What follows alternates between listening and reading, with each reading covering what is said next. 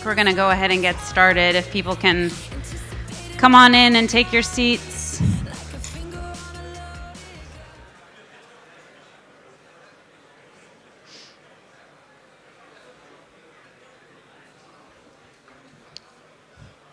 So come on in, have a seat.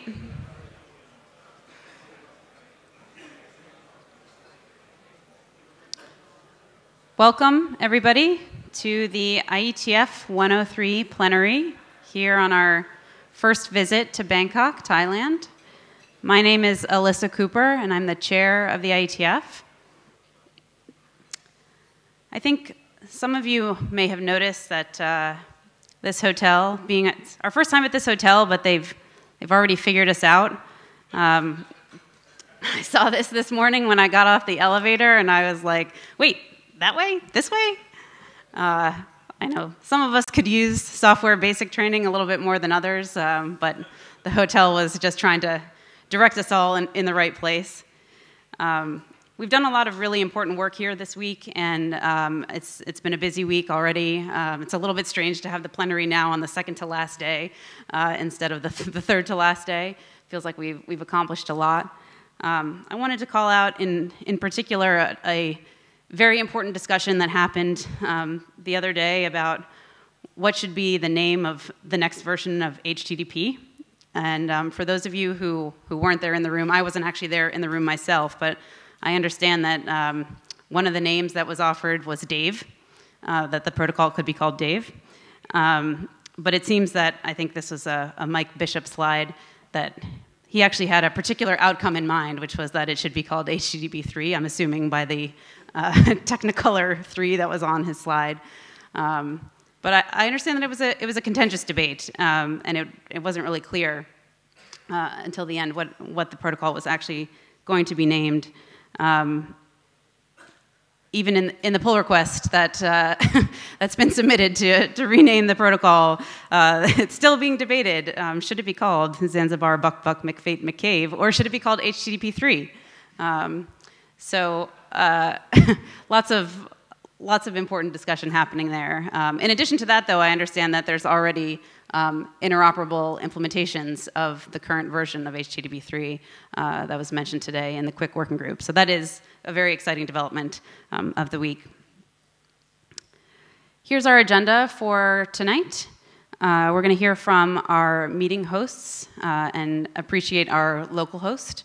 We don't always have a local host, but we had a very, very helpful local host here.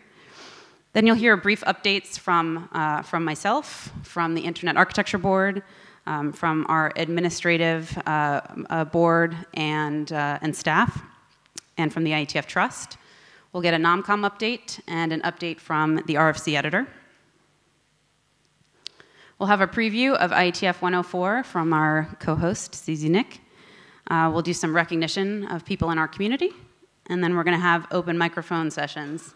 There's no technical topic at this plenary, so it will be another short one, hopefully. I hope it'll be short. So first, I just want to say a huge thank you to our meeting hosts for this meeting, Huawei and Cisco. We cannot put these meetings on without the support of our sponsors, and in particular of our hosts, who provide a tremendous amount of financial support in order for us to be able to have all of the, not just cookies, but amazing food and other things that have been provided at this venue. So huge thanks to our sponsors.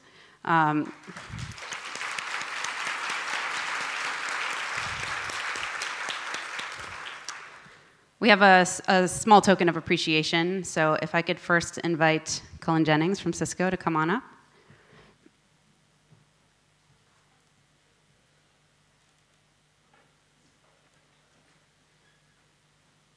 So cool. Thank you so much. Thank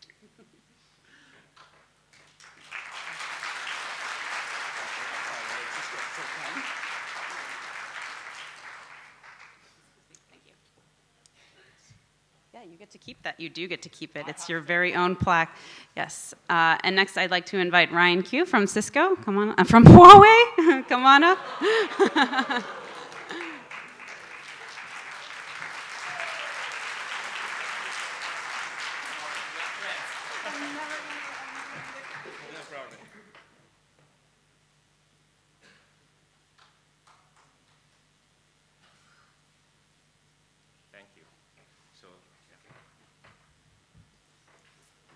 Thank you, Alisa. Cisco, Huawei is friends. No problem. So, good afternoon, ladies and gentlemen. Thanks, IETF, give us the opportunity for hosting the first ever Bangkok meeting in Thailand, and also thank our all the friends. Yeah. And also thank you for our old friends, Cisco, and also the local hosting, should be Tinic, to co-hosting with this IO3 103 meeting. Okay, so I am Ryan, and I'm the standardization VP of Huawei, and we are responsible for all Huawei IETF activities in Huawei company. Then Huawei has been and will continue to our strong commitment to IETF. We are working with all the talents here to make IETF success. And we are happy to have a meeting here in this very beautiful city and country. We all know Thailand is a Buddhist country, and we understand Buddhist country, the mission is making people living better, which is very familiar with our IETF mission, make the internet work better. So we hope we are just enjoy all the meetings, discussions, and also the food, the beautiful city here. Thank you, everyone. Thank you.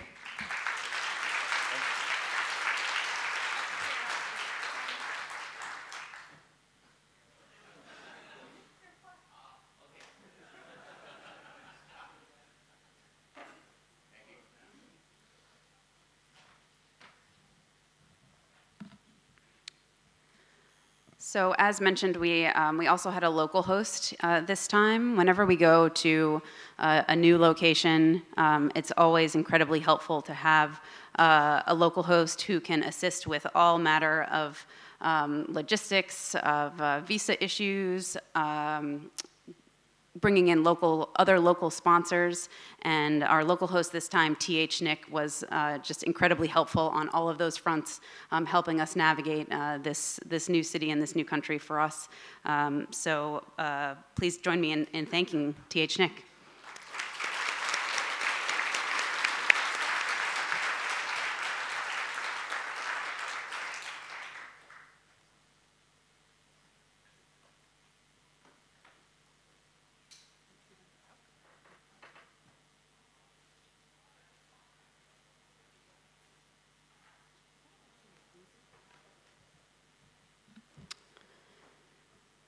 So, moving on to the report that I have for everybody. I have a few topics to cover this evening.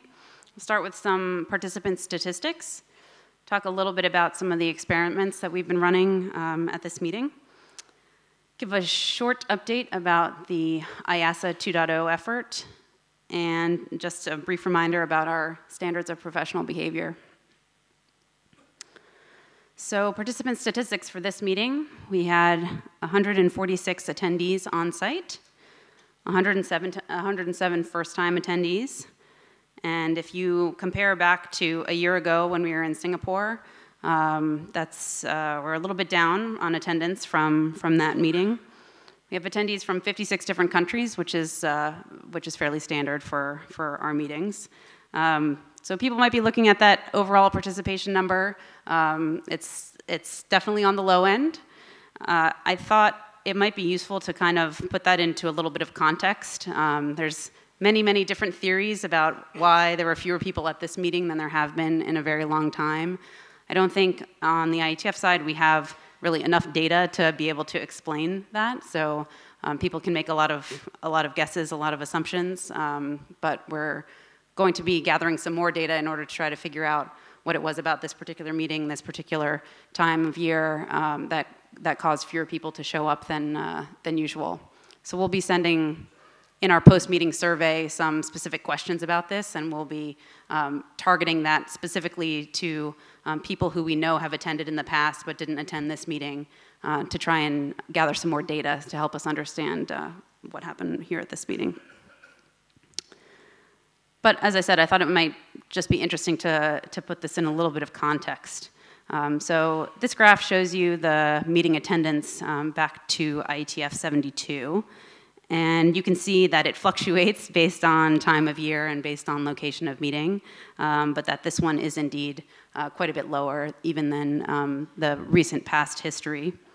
You can also see on this graph the first-time attendees total, and that too, in this instance, is a bit down from where it normally is, or even from its normal fluctuation. If we look at attendance by country, I just cherry-picked a few countries and regions so as not to clutter the slide. But if you look at these 5 countries and regions representing the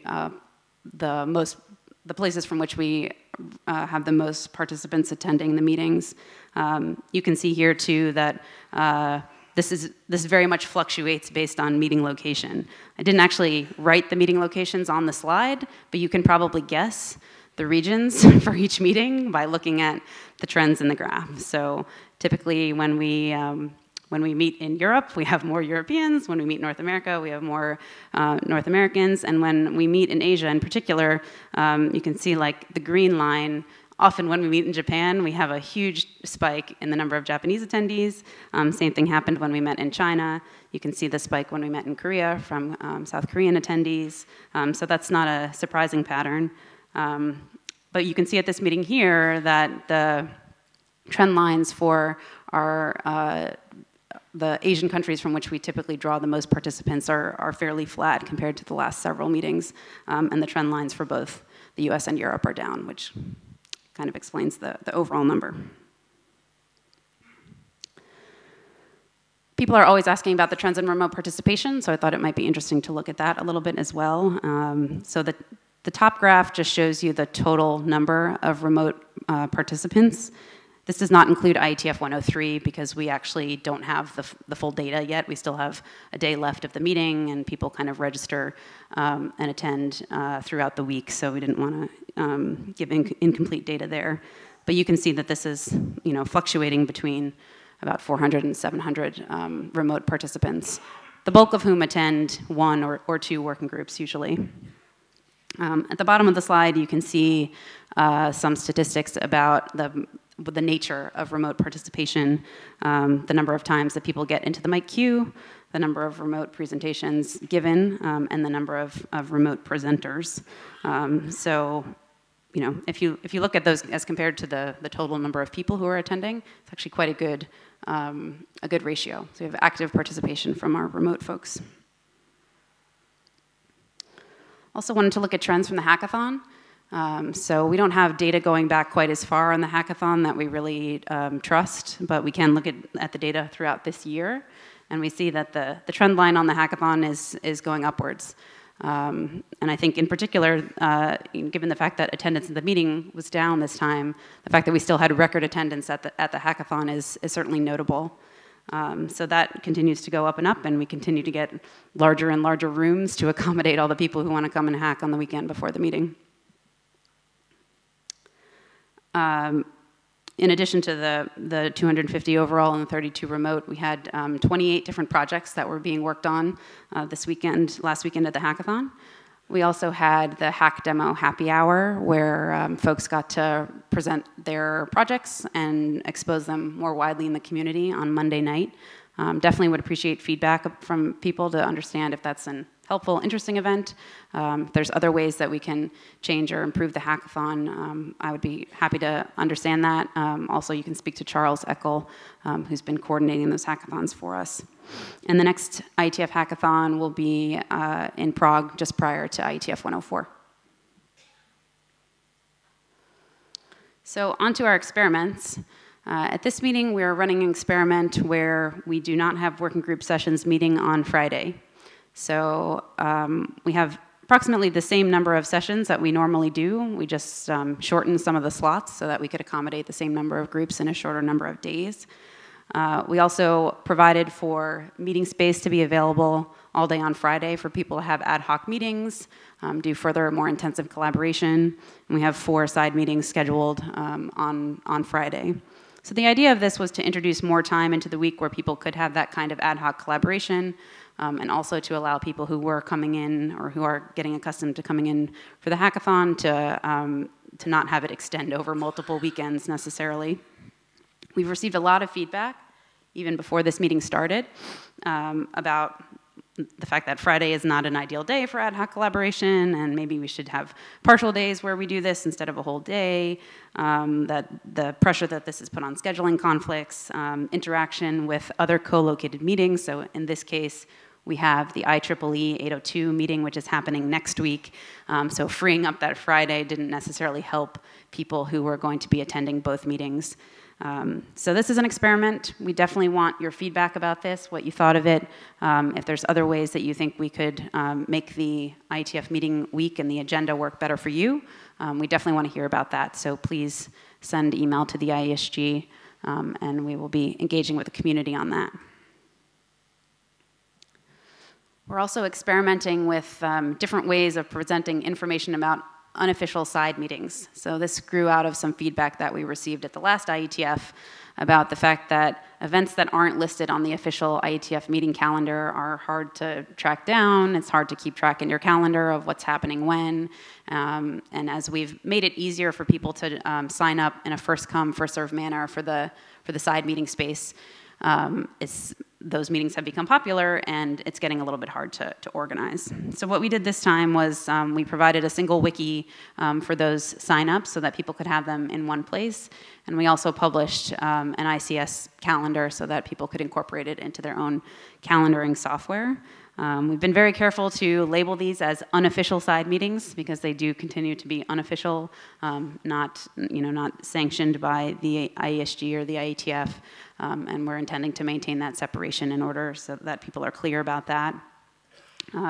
This is another experiment, so please send us your feedback about this and how we can make it better. And lastly, we once again had the request for RFC session on Sunday night, hot RFC conversation. So the idea of this is to have short lightning talks. I think this time they were 4 minutes long, for people to find collaborators, to raise awareness about new areas of work that they're intending to pursue, and to promote barb-offs and side meetings. It was a packed house on Sunday, lots of really interesting talks, 200 attendees. And the proceedings are available online, so if you weren't able to make it, you can check out the slides. Once again, we're open to feedback about whether we should keep doing this. It did seem quite popular this time. Aaron Falk is the organizer, so huge thanks to him for putting in the effort there. As he said at the end of the session, people have kind of thoughts about having it at a different time or having it in closer proximity or further away from the newcomers' reception and other events that happen on Sunday. So we would appreciate your feedback about all of that.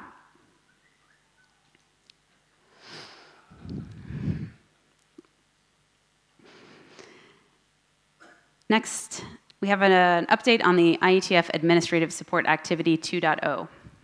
So for those who have not been following along, this is the effort to refactor the IETF's administrative structure.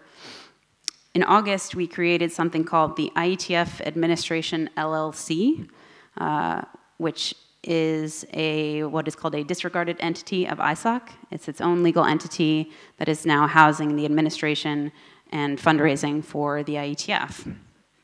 We have a working group called IASA 2, which is developing and documenting all of the changes to our process documents that we need in order to essentially effectuate this transition from our previous administrative structure to the new structure. As you can see, this working group has a very long document queue.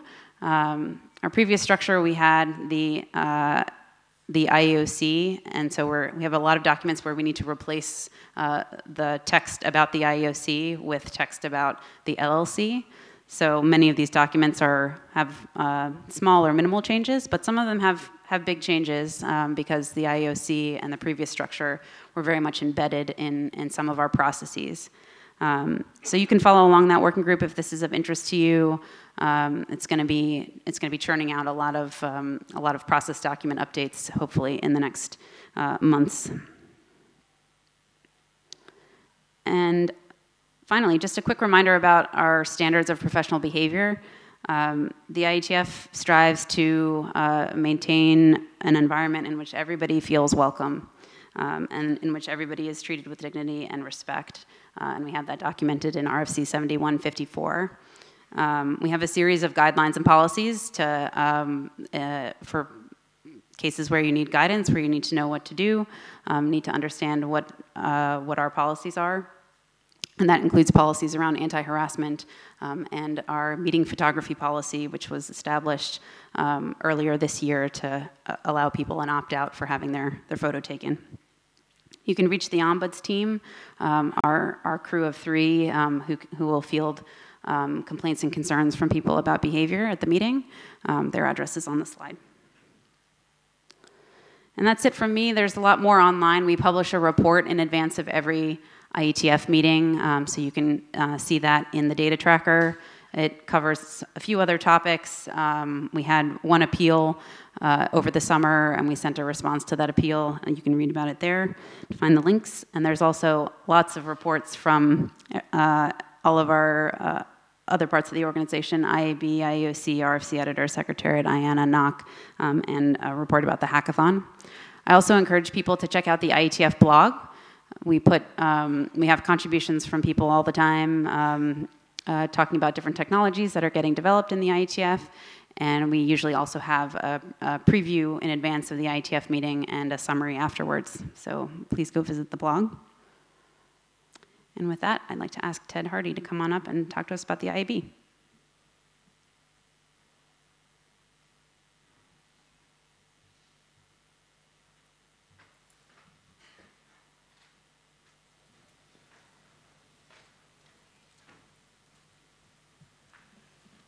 Howdy. So this is the IEB report for IETF 103.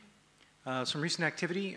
There was a request at the last IETF that the IEB make its agendas public and that it make the meetings open to observers. Those are both now our current practice. The first link, if you've downloaded this, is to the agendas, and the second is to a subscribable calendar, which will enable you to keep track of when they are and how to dial in. We've also had a couple of RFCs published. RFC 8477 was a report from the IATSE workshop, which is the IoT Semantic Interoperability workshop, and RFC 8462, the report from the Marnu workshop, which was the Managing Radio Networks in Encrypted World. Both of those are very, very late.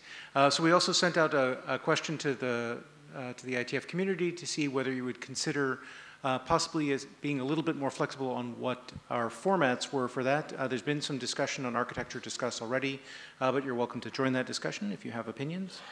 The IAB also sent a comment to the Australian government on a forthcoming piece of legislation, the Australian Assistance and Access Bill. It's a little bit of a complicated issue, so I encourage you to read that comment. We also have made a number of appointments since the last IETF. We've appointed Tim Wazinski to the CCG, which advises the IETF Trust.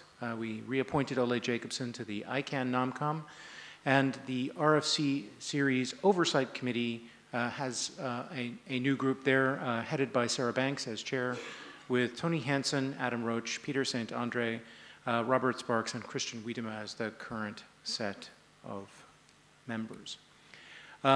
As you can tell, we're always looking for volunteers for this and that. The next set of volunteers we're looking for is the ICANN TLG. We're looking for folks to join the IAB's internal plenary planning program. Melinda Shore, who's here, would be a good person to talk to about that. We will also be looking for a new IRTF chair because the current incumbent has let us know that she'll be standing down at the next IETF. It's not issued yet, but we are coming up on the time when the IAB also issues a call for the ISOC Board of Trustees. As you know, the IAB is responsible for selection of 1 or 2 trustees in any particular year. This is a 1 year. We also have 2 workshops in preparation, one called Escape, which is focused on web packaging, and one called SIPE, which is thinking a great deal about consolidation and asymmetry. So we look forward to folks participating in those. You can always send email to the IEB, either to the IEB itself at ieb@ieb.org, or to the Architecture Discuss List if you'd like to be part of a larger public conversation. Thanks very much.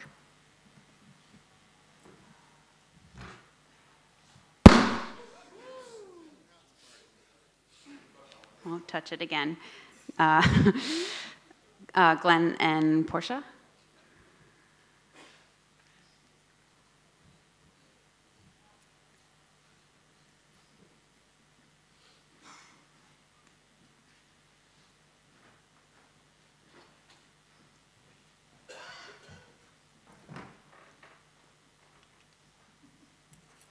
Hi, everyone.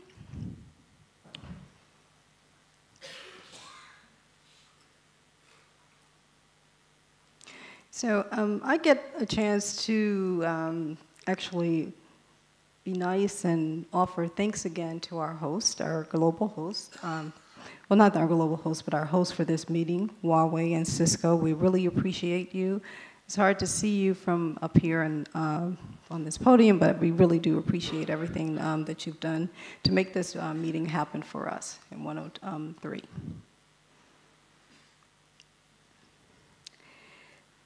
For this meeting, as Alyssa mentioned, it took a lot to get acclimated to Bangkok, and we could not have put this meeting on without the help of THNIC Foundation. They were instrumental in getting our letters of invitation done for us, and also securing local sponsors for us. So it was instrumental in doing that, and we really appreciate everything. In the THNIC Foundation representative that helped us out was Kanchana Sut, and we really appreciate that.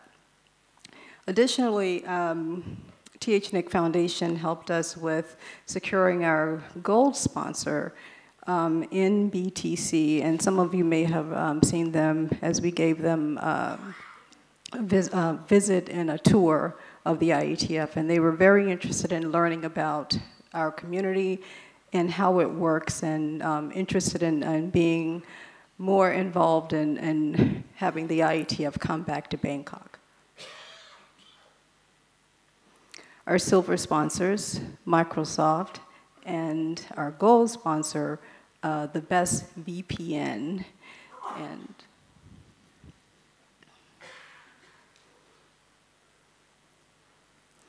of course, our connectivity sponsors, with them, they were able to get our circuits into the Marriott Marquis on time, and BKNIC, NTT Communications, and True.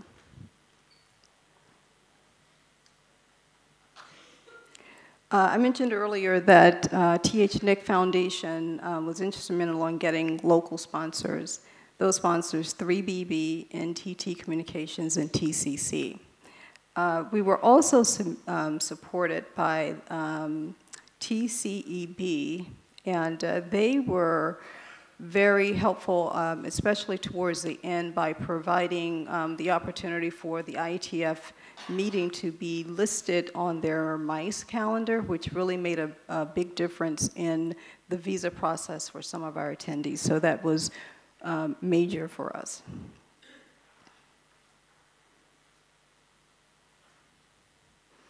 And for a successful hackathon, Cisco, DevNet, and NBC Universal.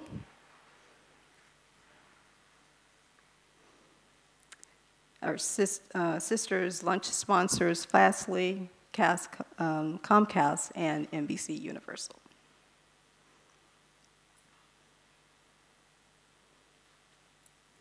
Of course, we have a list of volunteers who give their time in the code sprint. We really appreciate everything that goes into the work for the code sprint by our volunteers.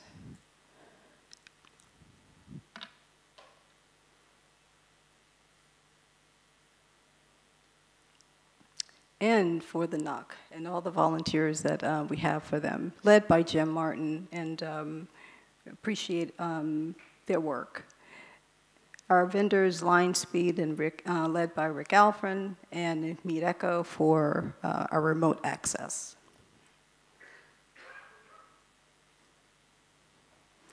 We invite those of you who are interested to please visit tomorrow. The host speaker series will be Challenges of Evolution Towards Autonomous Network. Please stop by if you can.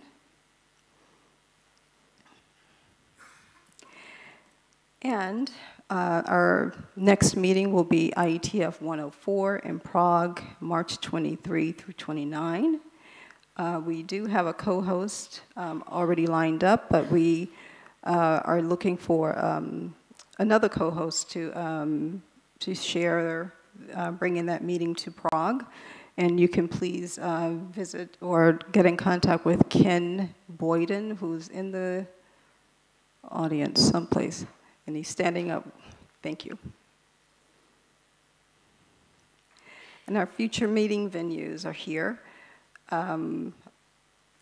Prague, Montreal 105, 106 will be Singapore, 107 Vancouver, 108 Madrid, and 109 is Asia, 110 Europe, and then 111 we will be in San Francisco. And we are actually very fortunate to have sponsors for at least 4 of those meetings. And again, if you see an opportunity that you're interested in, that your business might be interested, your company, please see Ken Boyden. Thank you. And also, I didn't do it throughout the throughout my presentation, but if we could just take a minute to applaud and thank all of our sponsors, I'd really appreciate that.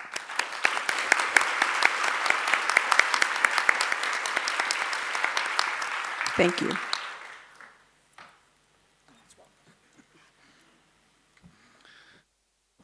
Hello, I'm Glenn Dean, and I'm the currently chair of 2 groups here at the IETF. At the end of this meeting, I'm going to be down to 1 chair slot because we're going to kill off one of these committees by the end of this presentation. I'm the chair of the IAOC, and I'm also the chair of the IETF Administration LLC now. As Alyssa mentioned, back in August, we created the LLC. It was actually legally done, and the papers were signed and filed in Delaware, and we became a legal entity. That was a big step for us. If people remember, it was just about a year and a half ago, I think, that we started the IESG 2 working group up, and we made a lot of progress in a very short period of time. John Peterson and Jason Livingood are the co-chairs of the IESG working group, and they've done a really great job at shepherding all that work through. So what does it mean that we've become an LLC? And I'll be very quick about this. It means that we are now a legal entity that can sign contracts for ourselves. In the past, ISOC had to sign all the contracts for the IETF. We are able to take donations directly. We are able to hire staff and contractors and do resource planning for ourselves. And we have our own budget that we have to live within. So it's going to be fun going forward. A couple changes that were brought about by the IESG 2 and the LLC creation. First of all, under the IOC, we had an IAD. And that, in the past, was Ray Pelletier, and Portia Danley has been the interim IAD for the last, what, a year now? And that is, the IAD position has been eliminated, and it has been replaced by the IETF Executive Director. And so Portia's title going forward is the IETF Executive Director. She will be filling that as an interim position. The permanent position of that will be for the permanent board when it's filled in IETF 104. One of their tasks is to select who will be their permanent long-term director, and they'll be doing an executive search process for doing that position. So the other big change was that the IOC has gone away. There has been replaced by a board of directors. Currently, it's structured to have 5 members, and additionally, the board can appoint 2 additional members if they find they need 2 more, but there's 5 core ones. One is chosen by the IESG, one is chosen by the ISOC Board of Trustees, and 3 of them will be chosen by NomCom. And that process is going on right now, so if you are interested in commenting on that, Scott is putting stuff out, and I think he's going to speak. get out the vote. Get out there, vote, and tell us what you think about the trustees, or sorry, the people that have put their name in for the NomCom position appointed for the LLC board. The current board, we needed an interim board to start this whole thing up. And so what was done was the chair of the IOC, the chair of the IESG, the chair of the IAB, and the chair of the ISOC Board of Trustees were essentially given that task. And we've been going through the steps of all the sort of startup initial stages, making some very basic decisions. But our main mission is to transition from the creation of the LLC, keep the lights on, do the minimum that we have to, and establishing that organization. And our plan is to hand it off when the full board is actually seated around IETF 104, and then they'll take up from there and do all the hard work.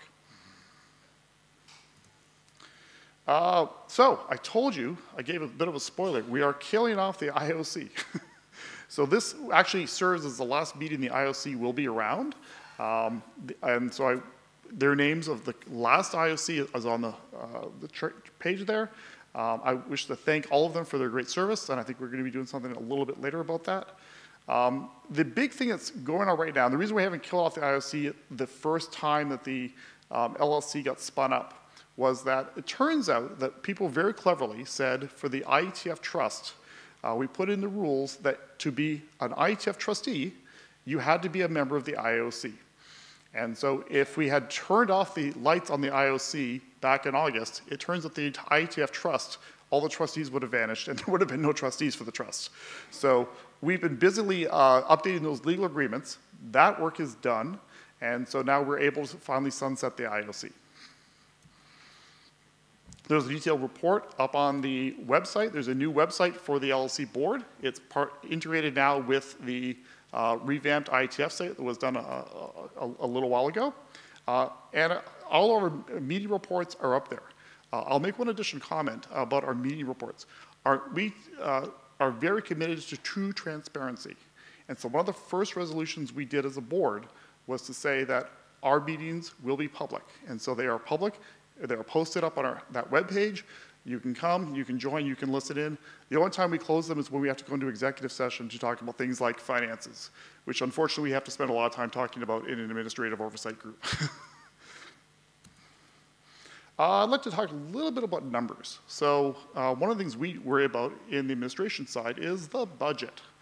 And so, as Alyssa said, the numbers for this meeting are down attendance-wise. And I want to talk a little bit about the numbers in terms of registrations and in terms of revenue. Because one of the big changes we had coming into IETF 103 was that we actually changed the breakdown of what you pay to come to the IETF meeting and when the various cutoffs were for early bird, standard registration, and late fees.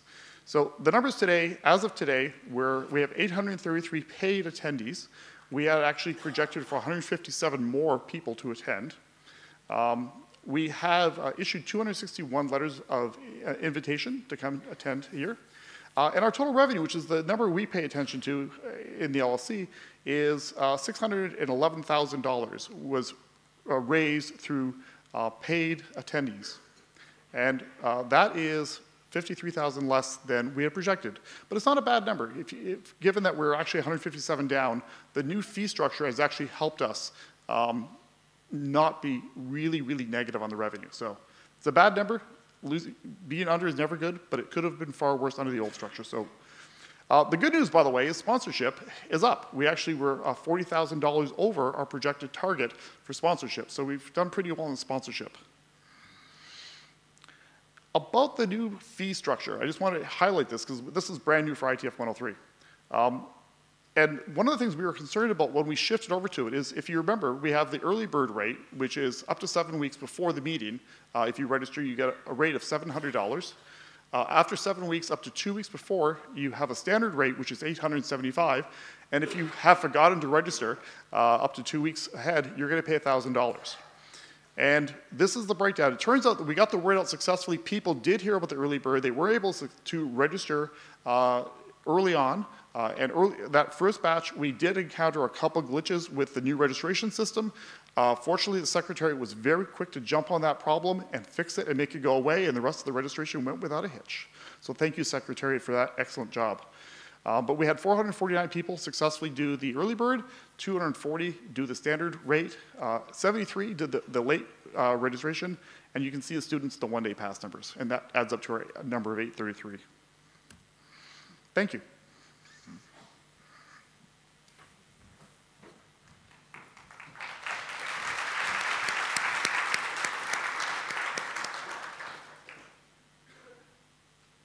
Okay, next we have IETF Trust. Kaveh.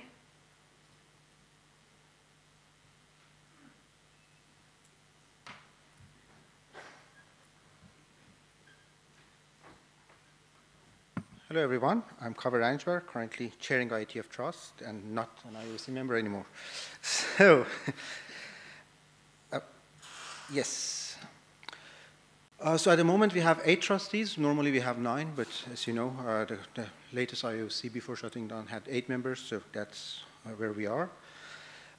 As Glenn mentioned, every IOC member basically had an option to become a trustee, and as far as I know, all of them has always been trustees. But then with the changes, we needed to make changes, again, as Glenn mentioned. So there were 2 drafts, and they have been approved for publication yesterday. Have a look. It basically changes the structure of how appointments are made to the trust. There are 5 trustees after this is in effect. And the IETF Trust Agreement and Trust Administrative procedures have been updated to basically reflect what's in those documents. INA domain transfer is also complete. That was done earlier this year. It was by design a slow process because we wanted to do all kind of tests and did them one by one. But now you own basically IANA.com, net, and org. And the 2019 trust budget is already passed. The funding is moved or will be moved from ISOC to LLC. So traditionally, trust was funded by ISOC. This year we also had some other funding members. We just seek out other organizations, and we have received 2, and we hope that we receive another 2 contributors before end of the year.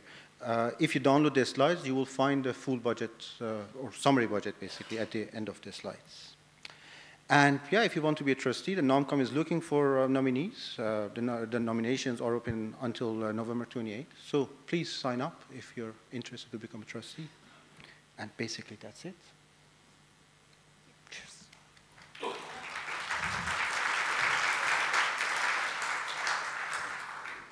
What Kaveh didn't say is that being a trustee involves very little work. So if you're up for very little work, then please put your name in for the NomCom selection for the trust.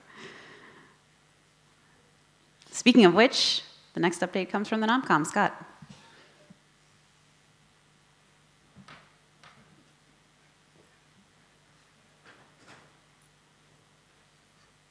feel like I'm Mr. Rogers. Hi. I didn't realize this meeting was in Minneapolis. Anyway, I want to thank the previous speakers for actually doing my job for me. So this, yes, please get out and vote.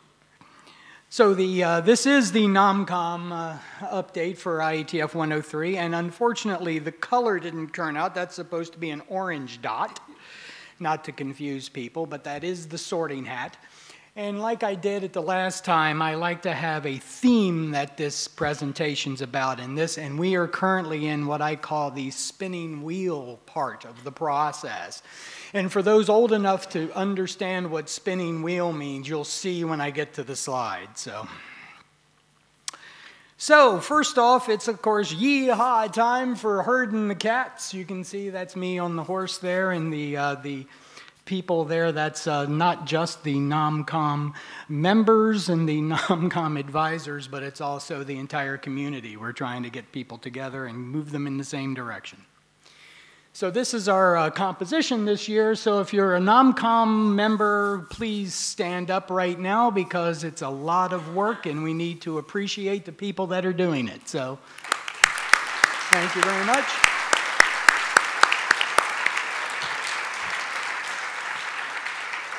So for those of you who haven't seen the 250,000 announcements I've sent out, I wanted to point out the website. so that we can continue to receive some feedback. And it's like, I'm serious, like look here, go to this part of the website.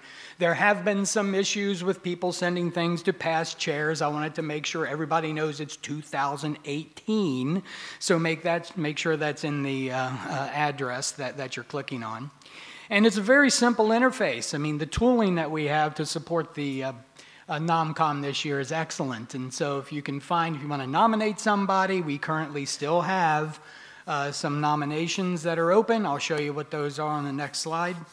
And if you want to provide feedback, I'll talk about that. And then if you are really interested in applying for something, there's always a way you can look at the desired experience that we're looking for, and also the questionnaires and the gauntlet that the people that are actually running for these positions have to go through. So we currently have 3 waves this year. The top wave is the wave that we have for the IETF chair, IESG area directors, and IEB. And I tried to make this color-coded and make it very simple to follow, but we do this basically, this is a slimmed-down version, but it's basically 5 things that have to happen. We nominate, we gather feedback, we do the interviews, we deliberate, and then we deliver the slate to the confirming body. So where we are with the IETF chair, IESG, and IEB, we have closed nominations. We're currently in the middle of we closed feedback. We didn't close feedback. We're still taking feedback. I'll fix that. Anyway, we're in the process of doing the interviews, and we are deliberating already about all the material that we had. And you'll see when I get to a slide that's coming up just how much material we have to work with. And I want to thank the community for providing it. For the LLC board member, the nominations are now closed. The feedback opens today, okay? So if you have feedback that you want to provide on the slate of people that have signed up to be LLC board members, then now is the time to start, and you can use that slide that I had a couple ago and click on the right link and go and provide feedback. And the feedback closes in January. We'll start running the interviews sometime late November, early December. And then we'll deliberate, and then we need to deliver the slate to the confirming body by February. And then for the IETF Trust, we just opened nominations for that. We currently have 2. We need more than 2. We're being asked to fill 3 slots, so I would at least like to have 3. So please consider that. Go beat up people. And like they said, it even says in the job description, this is not a lot of work. Okay? And then so we'll open up feedback and go through the rest of the process. So I just wanted to let you know where we are in the process of the various waves. So what do I want you to do? What do I need to happen? My plea, very important. It's so important that I have a slide near the end of this presentation that says almost exactly the same thing. And that is, we need community feedback for IETF Chair, IESG, and IEB. It closes on November 16th, which is next Wednesday, okay? So we need more feedback. Well, we don't need more feedback. Let me put it this, we want more feedback. And we also have office hours. We have one more set of office hours tomorrow if you want to just drop by and say hi. And then we have a cappuccino espresso machine, just we're saying it. And we have a bowl of apples that I don't think anybody's eaten. The community feedback for LLC board members, now open, exclamation point. So please take that into consideration. We're really looking for information about what you think is important for people that are going to be leading this LLC board. Remember, we're looking for people that have experience running things, not necessarily people that want to dive deep into the details of a technical problem. These are the business managers and board members we're looking for. So trust nominations open, more nominations are needed, and this is directed at everybody that's signed up to be an LLC board member. Get your questionnaires filled out and put in the system, please. It's hard to deliberate if we have no information on you. Otherwise, we will just make up stuff, and you don't want that. So, blood, sweat, and tears. Now we know why it was called Spinning Wheel, right? With the theme of this is getting the work done in the room and coming up with doing the deliberations for what we need to do. In IETF 102, I talked about the community. Come on, we need to be extraordinary. Look around the room. This is the group that you need to take care of. This is your community. You need to take it seriously and really provide the NomCom with people that can do the job, and then comments on who you think are the most qualified people to do the job. This time, the theme is getting the work done. So what I'm asking from the community is to keep the momentum up and participate in the process. If you don't like the way something's done, if you don't like the way NomCom works, if you like something, provide feedback. We have the ability to provide feedback that's of a general nature in the tooling. If you click on View Feedback, down at the bottom there's some topics. And if you're interested in filling out some of those topics and providing feedback, put it in there. And so the theme of this time also is look around the room. It's very important to talk to one another, very important to keep the conversation civil. Make yourself a community and provide the feedback that we need to do what we need to do. Because there's a room full of engineers, I do have to provide some statistics because everybody else has statistics on their side, so I needed some statistic slides. So what I did is I looked at some numbers from the past 4 NomComs, and this is an example of the type of data that we can receive. And the thing that a couple things I'd like to point out here. One is under the comment line. If you look down at the bottom, that says 717. I took this picture yesterday. We're now at 800 and something. So the community is really providing us with a lot of feedback in a lot of different areas. But what I wanted to point out are a couple things, and it's like there is a trend, and we know about it, and we understand, and we're taking this very seriously, that there are positions where we have a lot of nominees and then very few people accept the nomination. So we're trying to figure out why that is. We have speculation, but this is something that we would like to have a conversation about with the community, and there's actually a topic in the NomCom, or on the feedback page, that allows you to say, if you didn't accept the nomination, why didn't you accept the nomination? So we can gather that information and try to figure out if there are things that we can change.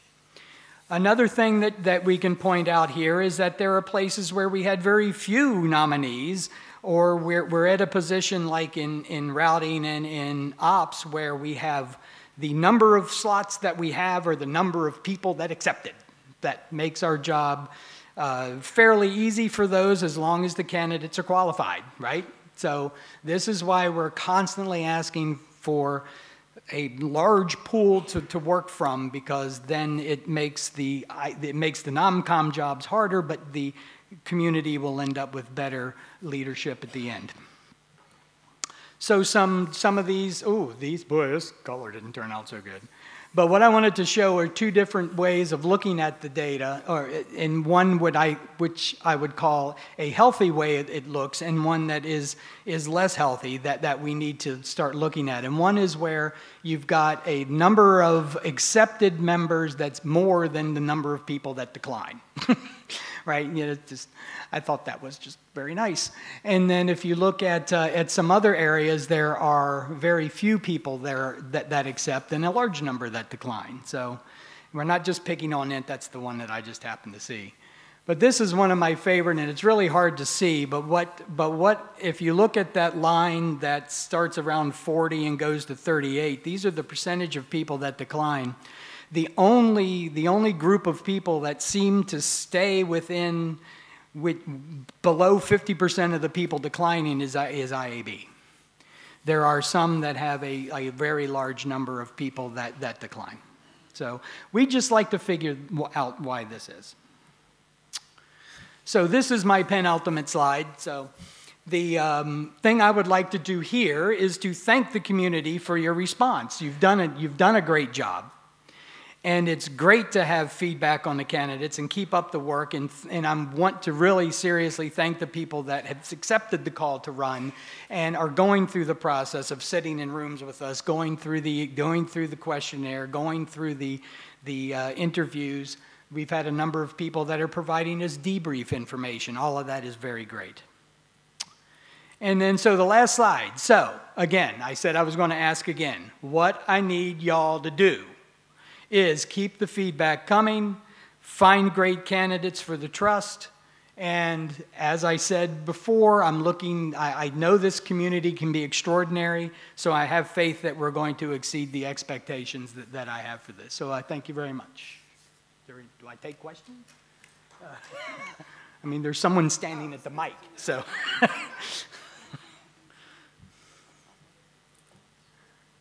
I don't hear you. You can ask a question, but I need to hear it. Technology. There you go. Well, thank you. So I'm Spencer Dawkins. Thank you, Scott, for an informative report. Did I see that you did not have a red circle around TSV with one? Well, no, I didn't. Again, it said on the slide, it's like this is meant to spark a discussion, not necessarily right now. No. But yeah, that is an excellent. I mean, I could have circled everything with some color, one or the other. I was just pointing out a few things. Well, no, I was just. I thought you were circling the ones with one. No. With one nominee. So I just wanted to say, you know, you kind of showed up in March last year and said you're worried about this, and your greatest dreams were realized. Yes. I was talking. Mary and I were talking with the transport area working group chairs and with the review team on Monday night about this, and a couple of data points popped into our minds. And please tell me if I'm getting this right.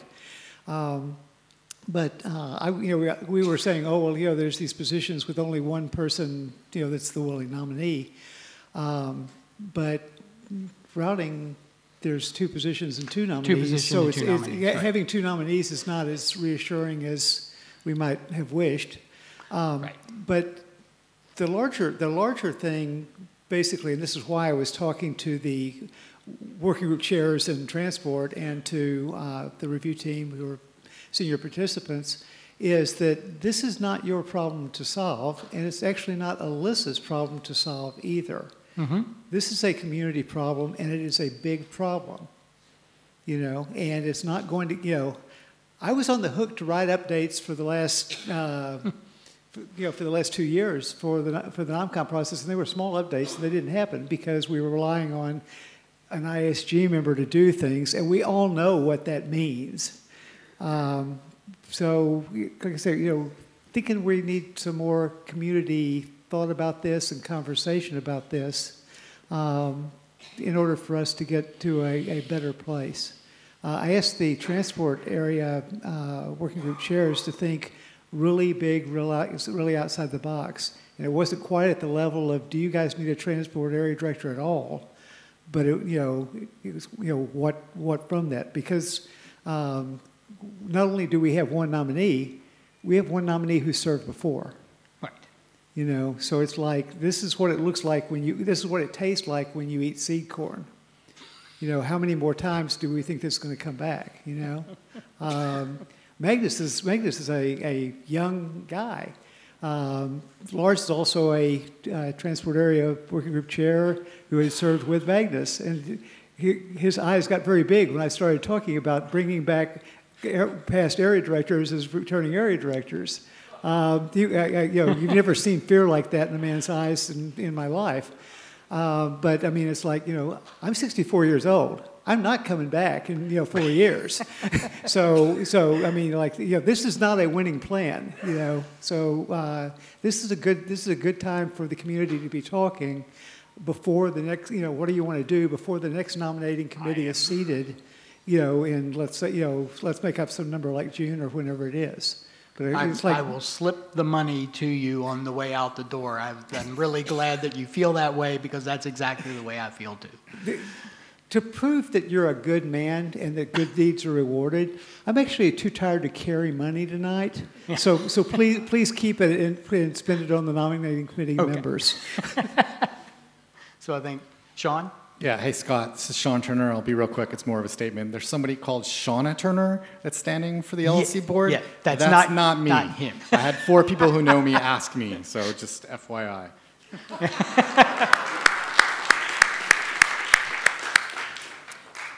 Excuse me, yeah, hi, Melinda Shore.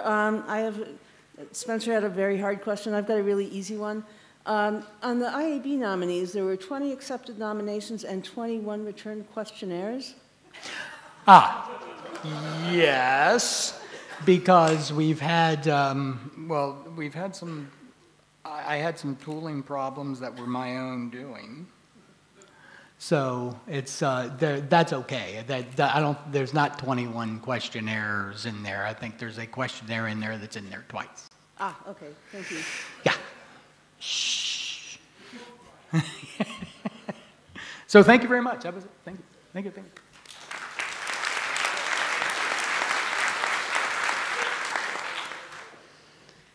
So I think that was a great demonstration of if you really want to improve your sense of humor, then get stuck in a room 10 hours a day, no windows, having to interview people and deliberate, and you end up even funnier than you were to begin with.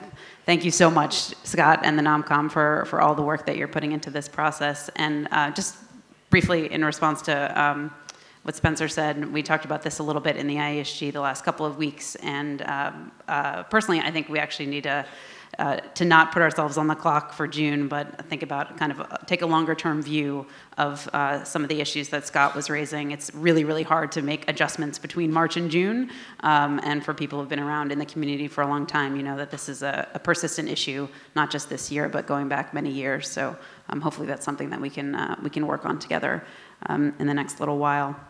And with that, we'll turn it over to Heather. Unfortunately, I can't knit fast enough. Right. So it's been a while since I've actually been on stage. I have been submitting reports, and I'm sure all of you have been reading them with breathless anticipation for me actually to come up with like real code for the format work. How many of you know that I've been working on changing the RFC format? Thank you. Thank you. Be here all week.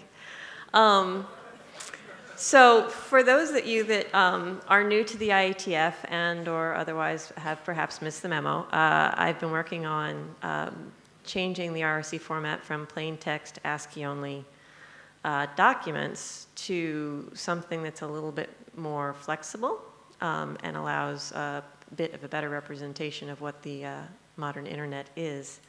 The underlying format is XML. That's pretty darn common in the publishing world as it transforms reasonably well into a variety of formats. The formats that we are going to be working on are text, PDF-A3 is the archival target, and HTML with an actual proper CSS and all that other good stuff. SVG line art in black and white. No, there will not be color. If you really want to know why there's not color, I point to some of the slides that we've had today where people say, wait, those colors don't, huh? Yeah, color is really hard. We're also looking to allow non-ASCII characters. All of the specifications were drafted and published a couple years ago. I think it's like RFC 7991 through 7998 or something like that. And there's an FAQ, which I periodically update if you're curious about some of the underlying thoughts that went into all of this work.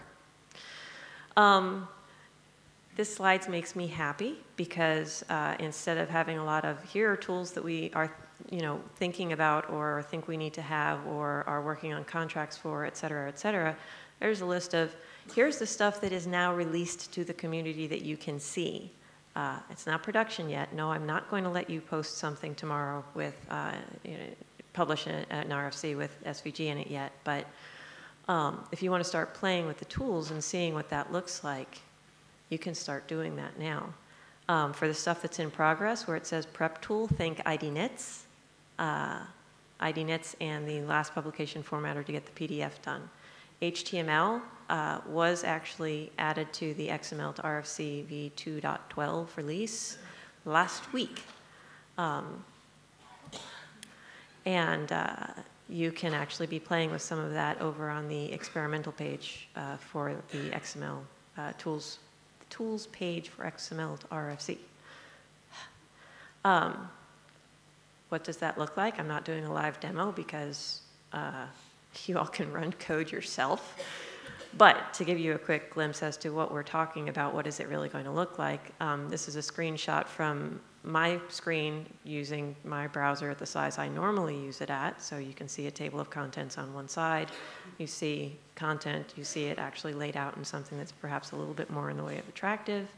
However, if I squish my screen down, you see, things that the internet figured out how to do 15 years ago, where the table of content disappears and becomes a menu that you can work with. There is JavaScript. JavaScript is not required to read the documents, but it is there for people who have not turned on NoScript and want to use some of the features of the web. That's sort of the biggest news that I have with regards to the format work. If you were in the working group chair's lunch, you got to see a little bit more in the way of gory details in terms of transition plans. If folks here in the audience who weren't there are curious, what we're looking at is 6 to 9 months before we're actually going into production on this. What else did we do on our summer vacation? We did participate in the first half of an experiment on, well, what does GitHub look like from a copy editor's perspective? It was a bit time-consuming, just a bit. But the document was published. This was RFC 8446, TLS 13. We have not started the second half of the experiment. I mean, for something like this, you can't do it one time and then make firm decisions as to, oh, well, that we did it one time, therefore this is how it's always going to be. So we do want to do this again with another document that perhaps is not as long or challenging. And we're working with the IESG to identify the correct next target.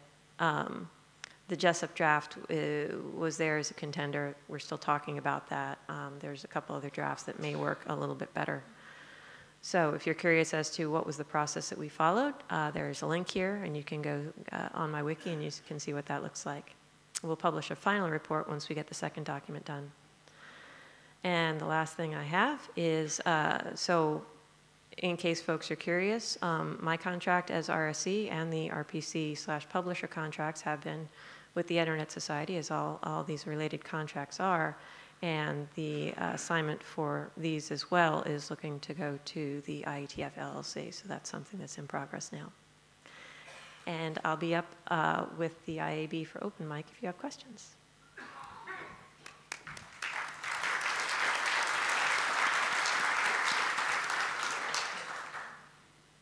Okay, next up we have our IETF 104 preview.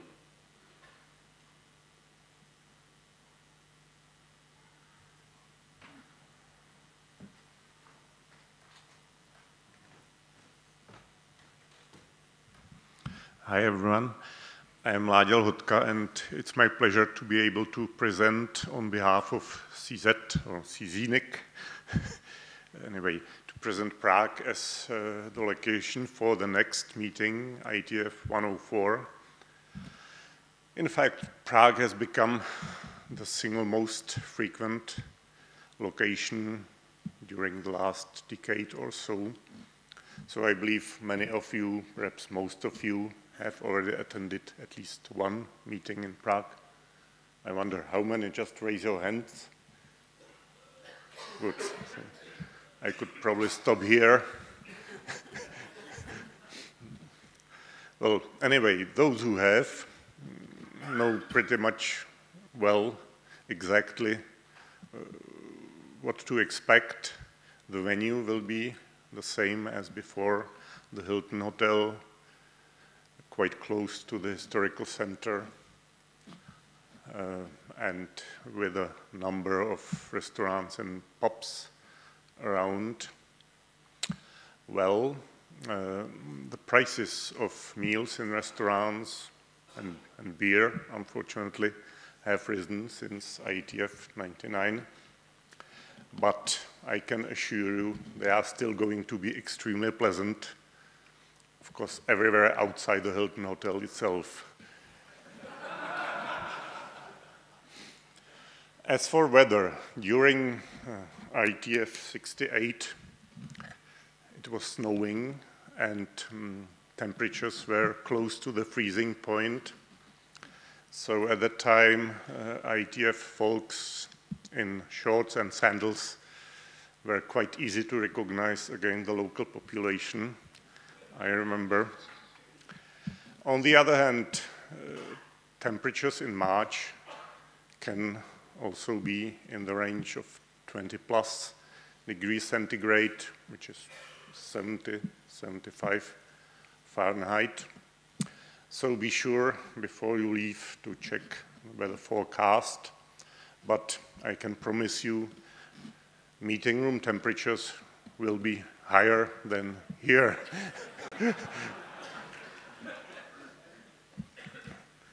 Well, I have a couple of slides showing some places outside Prague. So take it as a tip for trips if you want to spend some days before or after the meeting. First is this nice castle, is Karlstein, that was built by the Emperor Charles IV in 14th century. And it also served for storing the imperial insignia long ago. This castle is quite close to Prague, southwest of Prague, and it's also reachable by train. Actually, the railroad track is pretty scenic, so that would be one recommendation. Then Český Krumlov is a picturesque medieval city in South Bohemia, so this is already a bit farther south from Prague, but it is a small city, very nicely located along the banks of meandering Vltava River. And this town used to be the property of the Rosenberg family, who was opposed to the king most of the time, and they also wanted to show their property by building houses and castles that are even bigger than what the king did.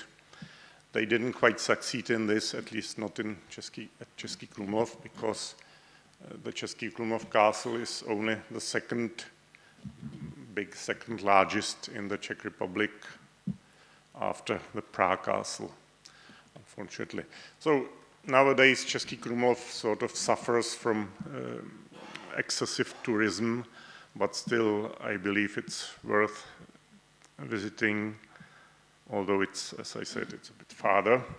And the third relatively small city is Kutná Hora, that used to compete for importance with Prague in 13th, 14th century, mainly thanks to the silver mines. There is no silver there anymore, but at least the architecture remained. What you can see here on this picture is the church of St. Barbara at Kutná Hora. Kutná Hora is east of Prague, some, I don't know, 30 kilometers, 40, maybe more, slightly. Now, and finally, I have a few slides showing places in Prague that are a little bit less known. So if you already know all the main dominants of Prague, these might be good places to go. Strahov Library is, I believe, one of the most beautiful libraries in the world, having over 200,000 books and other prints, and also some cabinet of curiosities from 17th century. But last but not least, next to the library is a very nice Strahov brewery, that brews a very tasty local lager, actually. So that's another place that I would recommend you to visit. Then, as you probably know, Cubism was started by Pablo Picasso and Georges Braque in Paris. But in fact, in early 20th century, there were quite a few followers and contributors to Cubism in Prague, painters, sculptors, architects as well. So I would recommend you to visit this nice cafe. The house is called House at the Black Madonna. It's really very nice. Both the building and the furniture is in this style of Cubism. Very nice place. And finally, this is the real dominant of Prague, this TV tower. And of course, as it is the case with many such buildings and construction, it divides the Prague population in two parts. The tower is at the top of the Žižkov hill, and it's nicknamed the Rocket. So I believe the haters of this TV tower would love if the tower really flew away and never come back. But anyway, at the elevation of some 93 meters, you can find an observation deck with a beautiful view of the entire Prague and also a restaurant and so on. So that's my third tip for Prague. And that's all from me. Thank you very much for your attention.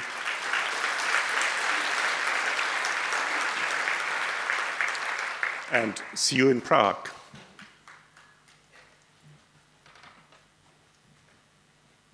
Thank you. We're going to move on to the recognition portion.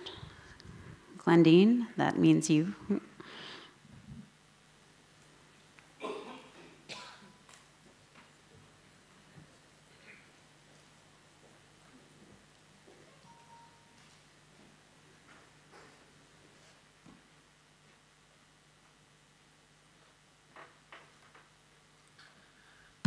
So we killed off a whole committee here this meeting. Yay. Claps. Long live the IOC is dead. But we don't want to let this moment pass without recognizing the people who served on this last IOC. So I'd like to call them individually up to the stage. I'd like to start with Alyssa Cooper.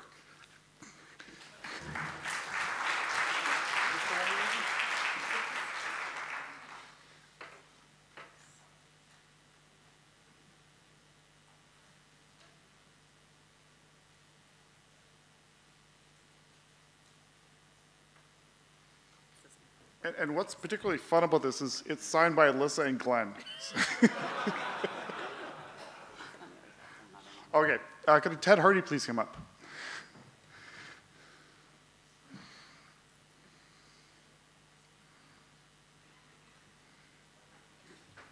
And we'll try to be quick about this. I know it's no fun to watch everybody get a picture taken.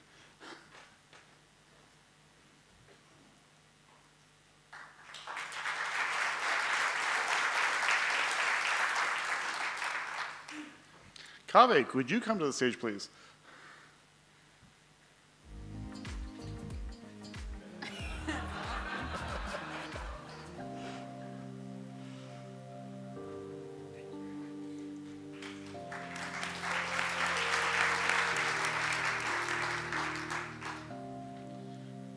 No, I get to keep this one for now. John Levine. John Levine, are you in the room? There he is. And if we want to make this quick, there may be a few other people on the IOC who know themselves that may want to queue up over here, like Lou Berger and a few other people.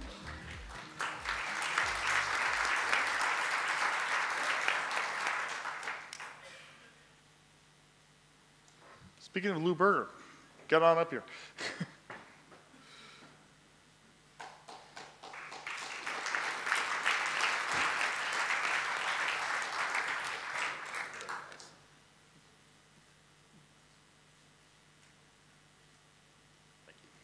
you, Lou. Andrew Sullivan. Is there an Andrew Sullivan in the house? There he is back there.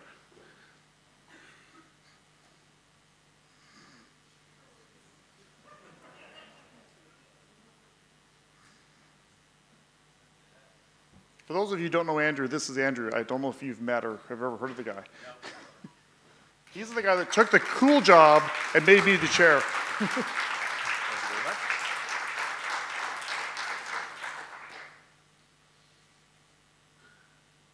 Thank you, Andrew. And Portia, could you please come up? So by the way, this is, in history, there was a total of 14 IOC committees from the time they got created to this point.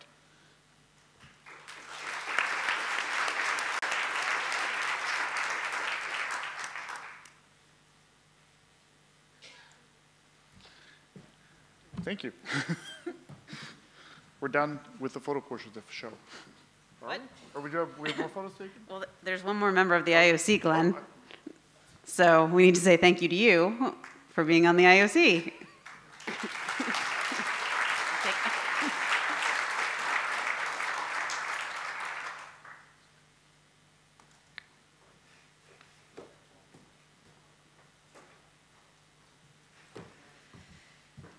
Done with the most thrilling part of the whole plenary right there. And on to the IAB open microphone session. So if the IAB could come on up.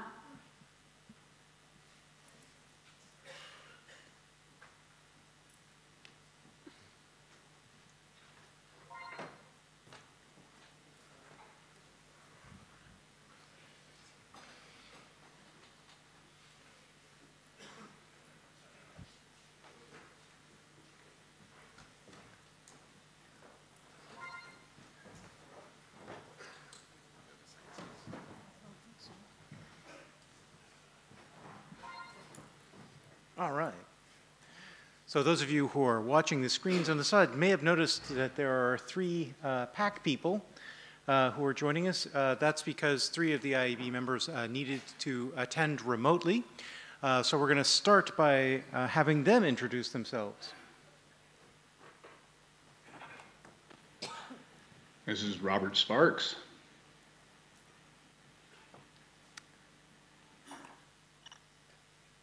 Brian Trammell, IAB.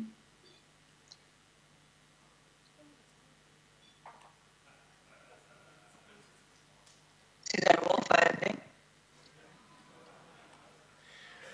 All right, Jeff, would you introduce yourself? Jeff Tensor, IAB. Christian Wittema, IAB. Melinda Shore, IAB. Ted Hardy, IAB. Alyssa Cooper, IAB. Martin Thompson. Jari IAB. Mark Nottingham, IAB. Eric Nordmark, IAB. Gabriel Montenegro, IAB. Heather Flanagan, not IAB. The mic lines are open. Please remember to say your name for the who are remote. Hi, my name is Sean Turner. I just want to thank you, the IAB, for showing restraint, for not just picking a random technical plenary and making us stay longer. So I'll sit down now. Thanks. Almost as short as the technical plenary itself. Niels ten Oever, University of Amsterdam. Thanks IAB for publishing a new internet draft on consolidation. Even though I am very appreciative of you focusing on this topic, I think the draft has a few understandings that I might not necessarily share, such as that efficient markets enable winners to take large market shares. I think that's not really the understanding of how efficient markets work.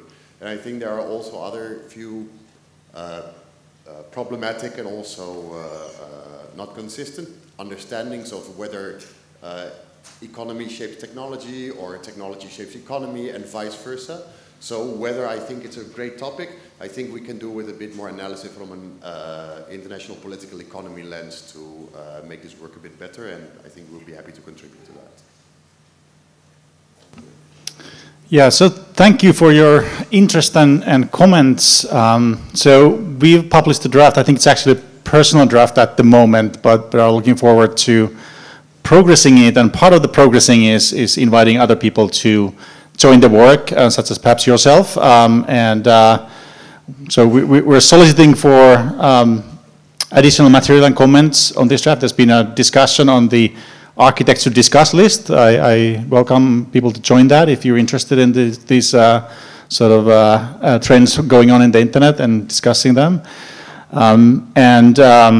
We are indeed also interested in getting more co-authors or text contributions for that document, and also in other ways interested in pursuing this topic. So one of the things that we've discussed but not put in the document too much yet is that there is a need to be able to measure how the internet is doing, for instance, in this centralization or consolidation trend, and any researchers who would be willing to look at various measurements on this space would be really welcome. So happy to take your feedback, and we can talk offline with the details.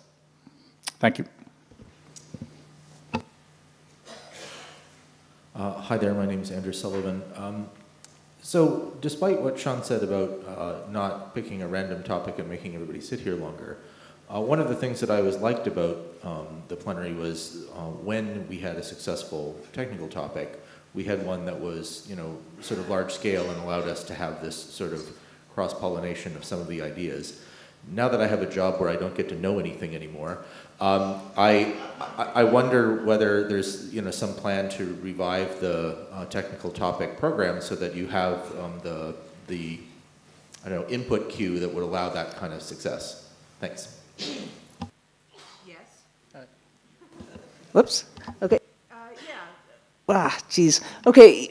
We are soliciting members for the technical plenary program, and we are planning on having a technical plenary in Prague. So yeah, we've just had some problems pulling stuff together that we feel is of the quality that's needed for this audience and this circumstance.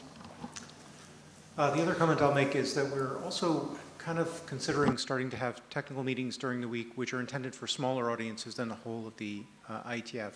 One of the difficulties in finding good plenary topics is that there are some technical and quite meaty technical topics that fit only really at one or two layers of the Internet Protocol development space, and therefore are not very interesting to folks who are not working in that space.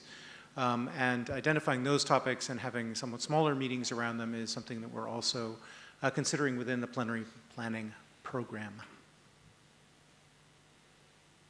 Hi, Aaron Falk. So I have been concerned about the drop-off in BOFs and new work in the IETF. And I'm asking you about this because the IAB, I think, sort of has this role of BOF shepherds. And so I'm thinking that maybe you guys are, get some contact with people who might be thinking of bringing work here and maybe need some help. And I'm wondering if maybe there's a way, or maybe there already exists a way, where that information could be shared with the broader community, that there are people who are kind of interested in bringing stuff here and might need some help to, I'm sort of thinking this with the hot RFC hat on. It's like maybe there's a way to try to broaden the pool of helpers beyond just the IAB and get some conversations going, and maybe making some of that information public would be helpful. And I realize this is as much a question for the IESG as it is for the IAB, but you guys are up there, so I'm asking you. Well, I think maybe we'll ask Alyssa to take a whack at it then, since she overlaps. So I think it's an interesting idea. The way the BOF Shepherd process actually typically works right now is that usually the IESG requests a BOF Shepherd from the IAB, so it's not the other way around. But obviously, anybody is welcome to propose new work, and if the IAB hears of new work happening first, then if they need some coordination with the IESG, we can do it, right? In terms of just the pipeline of new ideas, that as well is, we've, in the IESG, have tried to make it more of an open process and tried to get the ideas in earlier. So this is something we asked for in the last round, and we actually changed the important meeting dates to try to hear about ideas sooner so that we could provide more help in terms of having successful BOF proposals and successful BOFs. I think the other thing, though, is that we have changed our way of working a little bit so that you don't need to have a BOF in order to have a working group chartered, and that's something that we're doing more and more, and that actually shortens the cycle and allows things to get started more quickly. So I think I would, at least my personal view is, would look at this more on a case-by-case basis. Like, are there these specific technologies where, you know, you see them or you think other people are seeing them, like we're missing the boat and you would have thought they would have come to the IETF and they're not, as opposed to just looking at the gross numbers, because I think it's hard to compare over time because we've changed the way that we work. Did changing the dates have any effect? I don't think so. I think we got like one signal of a proposal that came in early, which would have perhaps come in at the same time if we even hadn't changed the dates. But as with anything in the IETF, you can't just try it once. You have to try it like at least 3 cycles to figure out if it has any effect. So I think we'll probably try it again and see. Thanks. So on this topic, please say your name. Leif Johansson. Maybe it's time to relax the 2 BOF rule. I mean, clearly we don't have the same scaling issues we used to have in the 90s where there were 2,000 people in the same room, right? And some groups may just need a few more iterations to get things right. So I think that's definitely a topic for the IESG, and for those of them who are in the room, I think they probably don't need you up at the mic again. But Spencer Dawkins, coincidentally, on the IESG. I wanted to, actually got up to thank you all for thinking about ways to do mini plenary stuff during the week, and just, you know, mention I wasn't here, wasn't in Montreal for the IETF 102 when the IRTF had the Applied Networking Research Workshop meeting during the IETF week instead of the weekend before, as it had been done in previous years. And I think that really helped to kind of cross-fertilize a lot of stuff. I think doing what you're talking about doing with smaller mini plenaries during the meeting week, that you'd be able to do more targeted things and stuff like that, that seems really, really positive. Because I was already standing here to say that, just responding to Aaron's thing, and please feel free to remember that we had this conversation when the ISG gets up there. But I was also freaked out about the number of BOFs that we had. I've convinced myself that when you look at the amount of people coming in for hot RFC, I mean, like, it's like we had a 200-person room, and I'm not sure that we weren't having people bouncing off because they couldn't find a seat. You know, that's what a success looks like as far as I'm concerned. So, like, people are trying to do things. So I'm not worried about people finding their way here who want to do things. One of the other things that Mary and I talked about with our chairs was what we could do to help people who are trying to bring new work into the group. And I say this with love in my heart for the transport area. It seems like we're one of the ones that's been particularly difficult for people to come in, because everything was tried, 15 years ago and failed failed spectacularly. And it's just really, and nobody knows that because it failed so long ago, so that they keep bringing the same things in over and over again. After we talked about that, half that group showed up at the Loops side meeting on Tuesday night. And that was actually the most positive interaction I've ever seen out of transport with a new idea coming in. And I'm a guy that had 2 transport BOFs that didn't get chartered. So, I mean, I'm not a casual observer. We can do, I think, a better job of training people. I've just mentioned also, I did with Aaliyah Atlas a tutorial on bringing new work to the IETF on Sunday night. that has a lot of material in it that I've been talking about to the ISG and to the IAB over the past couple of years. I think it's educational, or I wouldn't have done it, but it might be informative to people who are thinking about what else we could do as well. Thank you. Thank you, Spencer. Elliot? Hi, Elliot Lear. In answer to Aaron, a couple of things I just want to point out. We had a really successful side meeting. Not everything that we work on here at the IETF has to turn into a working group or a BOF. And we had a really good meeting on IoT onboarding. Thanks, Christiane, for participating in it. We had, and Gabe also participated in it, which was great. For those people who are interested in the problem of the plethora of mechanisms that are proliferating across different standards bodies and indeed across working groups here, just drop me an email. We're going to start a mailing list. Suresh is going to help me on that a little bit. And we're doing some GitHub gathering of information just to catalog all the different things that are going on. One other comment about the hot RFCs function. That was really successful, but it seems to me that the conflict of events that are going on Sundays is actually a big issue, because I think it's really helpful for you guys and for the IESG to actually show up. Some of you were obviously there, but the conflicts really do press upon your time, and I do realize that that's a big problem. Okay, Lucy? Lucy Lynch. I'm one of the people at the last meeting who asked for more transparency from the IAB, and I just want to say thank you for responding.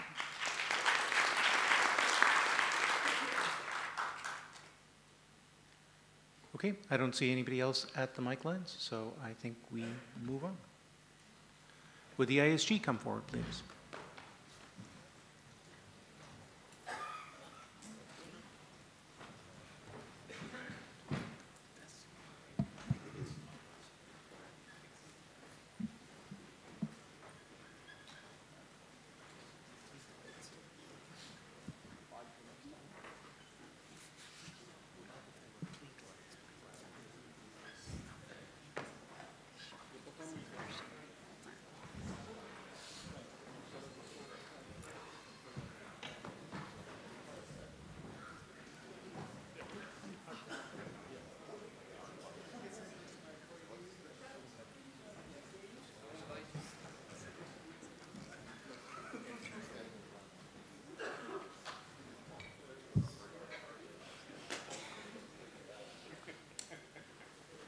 Terry, can we start with you?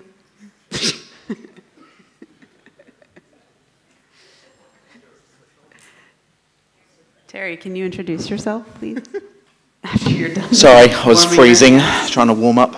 Terry Manderson, Internet Area. Deborah Brungard, Browding Area. Eric Pasquarella, Security. Ben Kaduk, Security.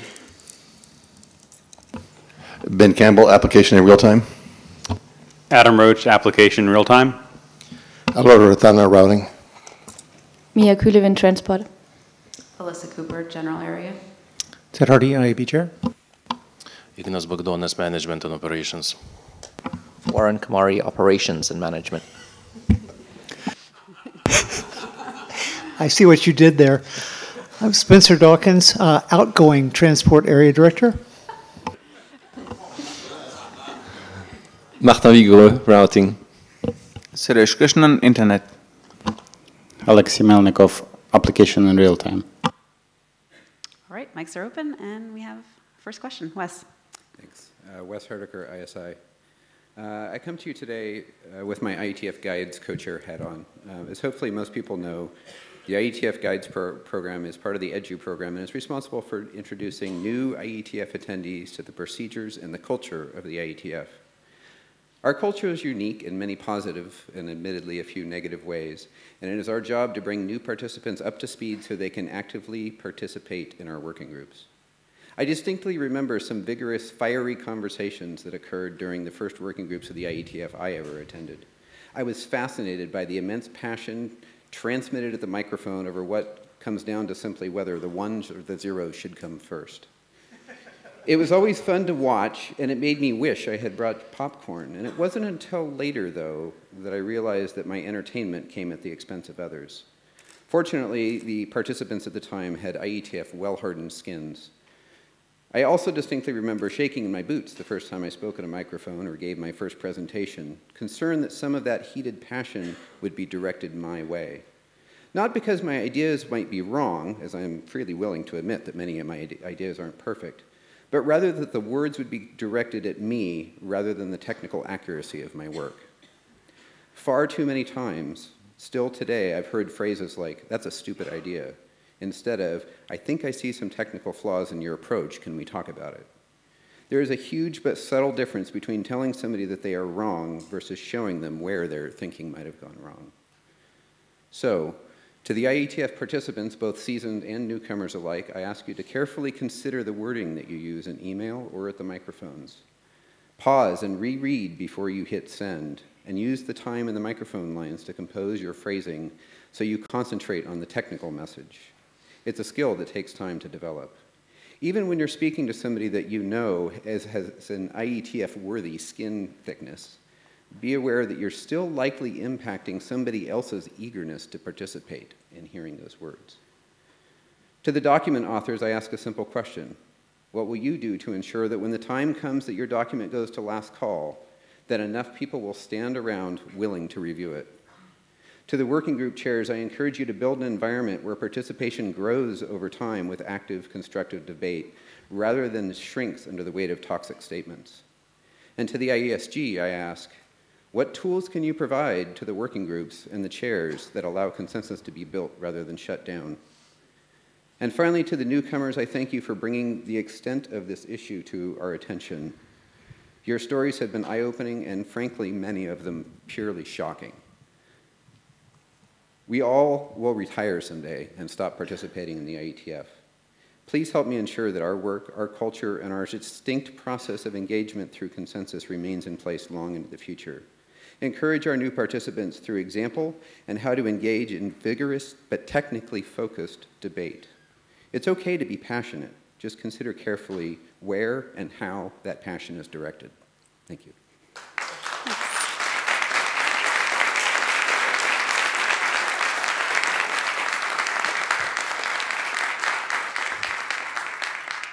Can I ask you something? Of course. For any of the incidents that you noted yourself or that you heard about, did you use any of the kind of escalation mechanisms that we have available? You know, I was thinking about that very question earlier today as I was writing this up, and I realized I think I failed that process as well. And to be perfectly honest, I'm quite sure I've been on the negative attitude side. You know, nobody's perfect. I just ask us all to look at ourselves carefully and see if this is really how we want to behave. But no, I did not. And I do encourage the people that have talked to me to please do bring your stories to the ombudsman or things like that. There's some interesting ones that have happened. Thanks. Yeah, I just asked because I think you asked about tools, and you know, the greatest tool that we have is just the culture that we build, right? This place is what we make it, and I think to some extent, one thing that I've noticed is that when you put that hat on, like you did the IETF Guides hat, you think about this through the lens of the newcomer. But I think a lot of times people who have been around here for longer, you get to know each other really well, and you don't think about applying the same standard evenly to everybody, even your good friends who you know, even yourself, right?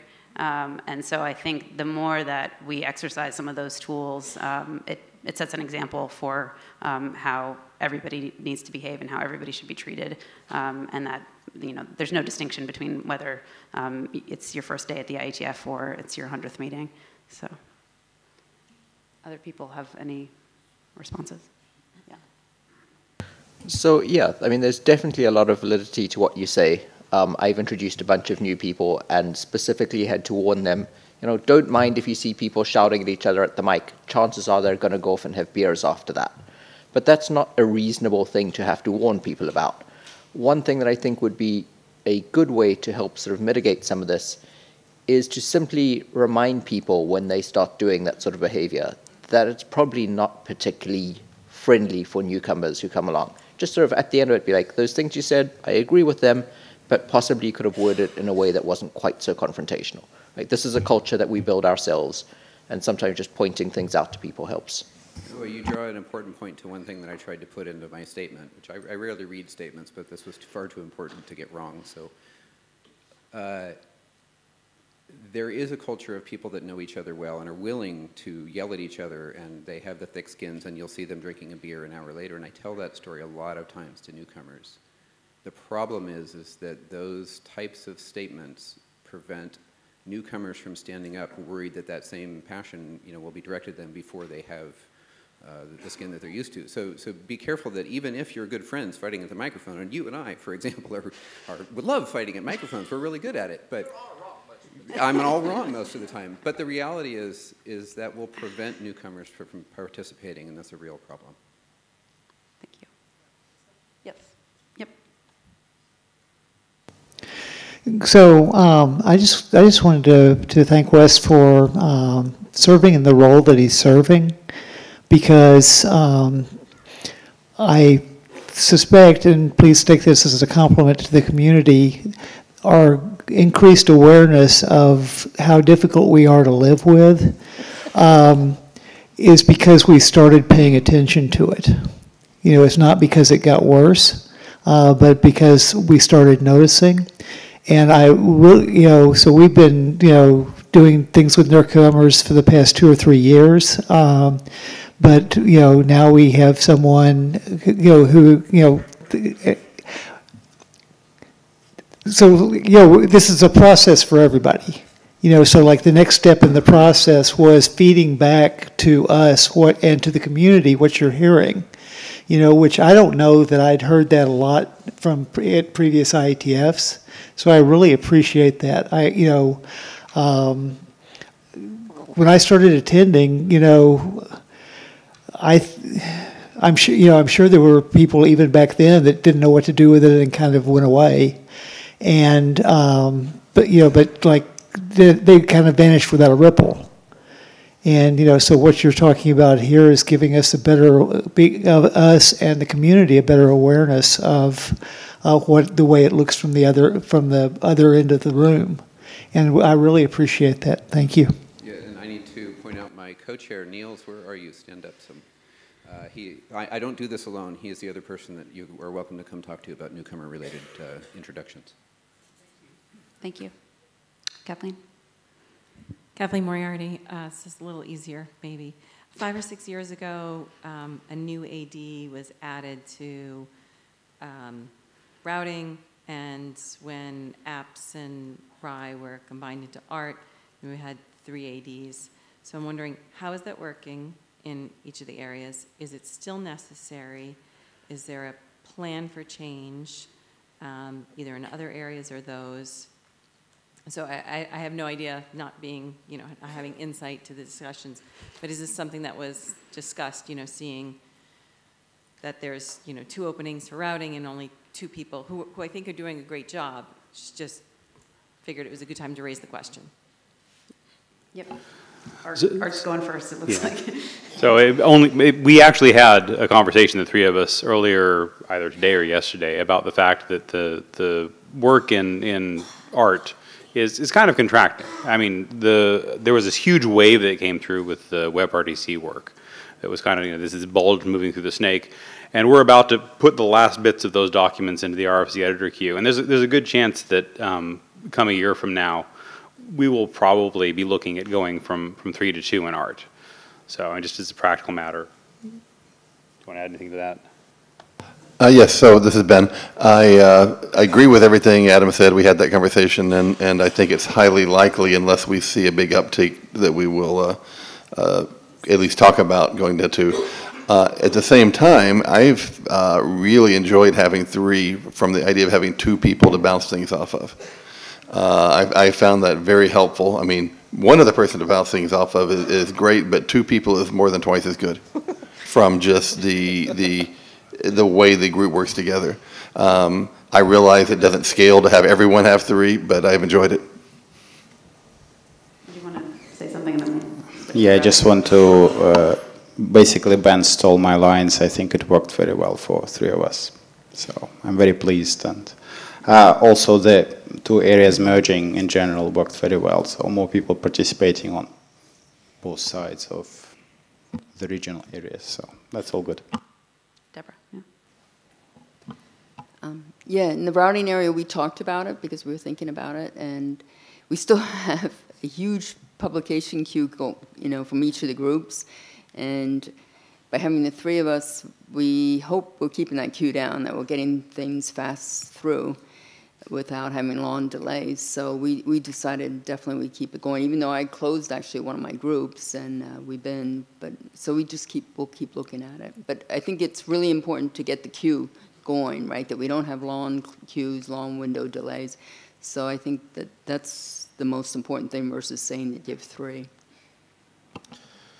I think the other thing that has been working for us in routing is that by having the three, it also gives us time to do other things related to the AD job.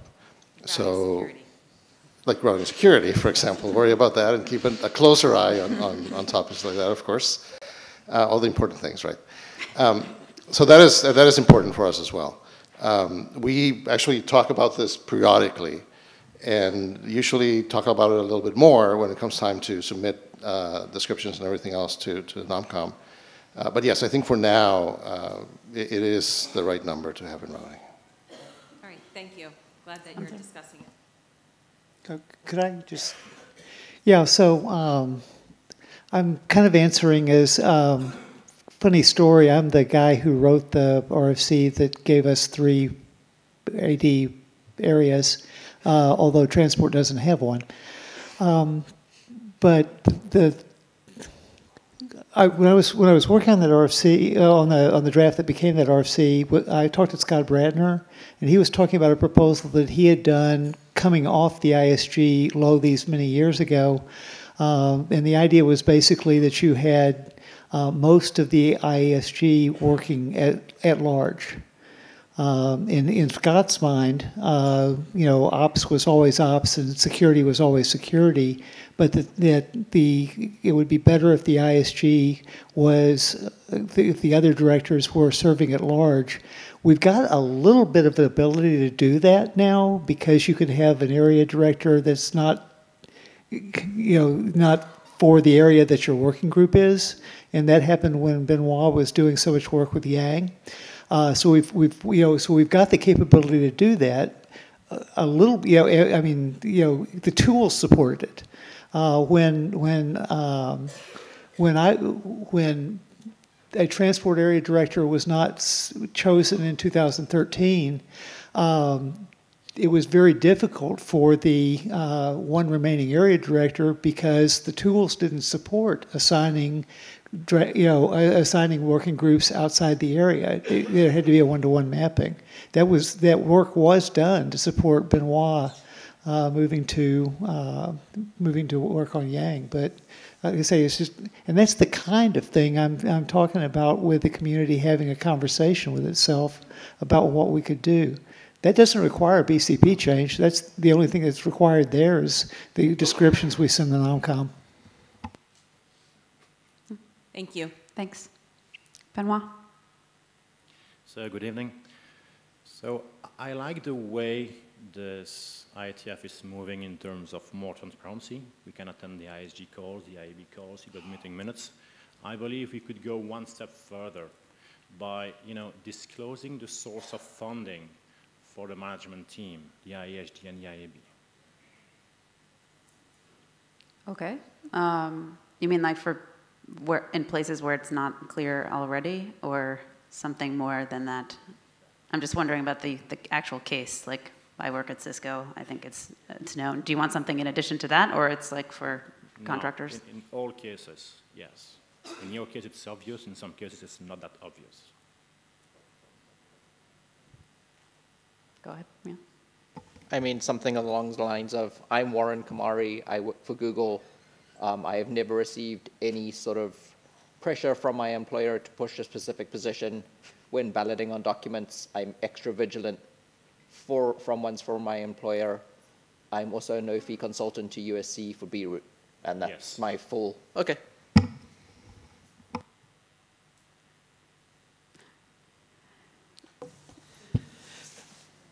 Thank you, Benoit. I think that's a fantastic observation. I am more than happy to disclose who pays me, when they pay me, happy to disclose when I have a conflict of interest from any other ICANN person doing draft work or doing publications. Great point. Thank you. Benoit, are we on the IESG description page with our photos, and we have a small write-up which everybody can access? Some people do put there that their funding is via such and such, so we should just make sure that's updated and put something like that there. Up to date, yes. Go ahead. And actually, I guess I'll just sort of follow up from that. When Stephen Farrell was an AD, he actually had a little thing at the bottom of his description saying that he got some funding from various people. And so, yeah, I think that's a useful thing for the interest of transparency. Seems like a good idea. We can take a look back at the page, and we can talk about it in case there's somebody for whom it creates a problem, but seems simple enough to do. Okay. Hi, this is Ulrich Wisser from IS. Yes, so through the years here in the plenary, I have often heard that, the surveillance is an attack on the internet, and we want to protect users' privacies. This week, I was in a working group, and I could firsthand observe that while we got privacy reviews, people were basically told in their face that, go away, we don't want you here. And okay, so I think there is some issues with that. I think this is taken care of. But when in the discussion, it basically came down to, when there was no arguments left, that, yeah, there is no process for doing this. There is no requirement for a privacy section in the RFC. There is no RFC that says how we should do this. So just let's do it. And I would like to encourage you or somebody with, more insight in looking over that, and maybe say we require a privacy section as we require a security section, and that we put some more action where our mouth is. Yeah, so I was one of the authors of RFC 6973, which is an IEB stream document which talks about privacy considerations for internet protocols. And the discussion that happened at the time as to whether a section should be mandatory or not essentially concluded that there's some cases where it makes a lot of sense, and some protocols have long, complicated privacy considerations that are distinct from the security considerations, and so certainly that would be a logical place to have a privacy consideration section.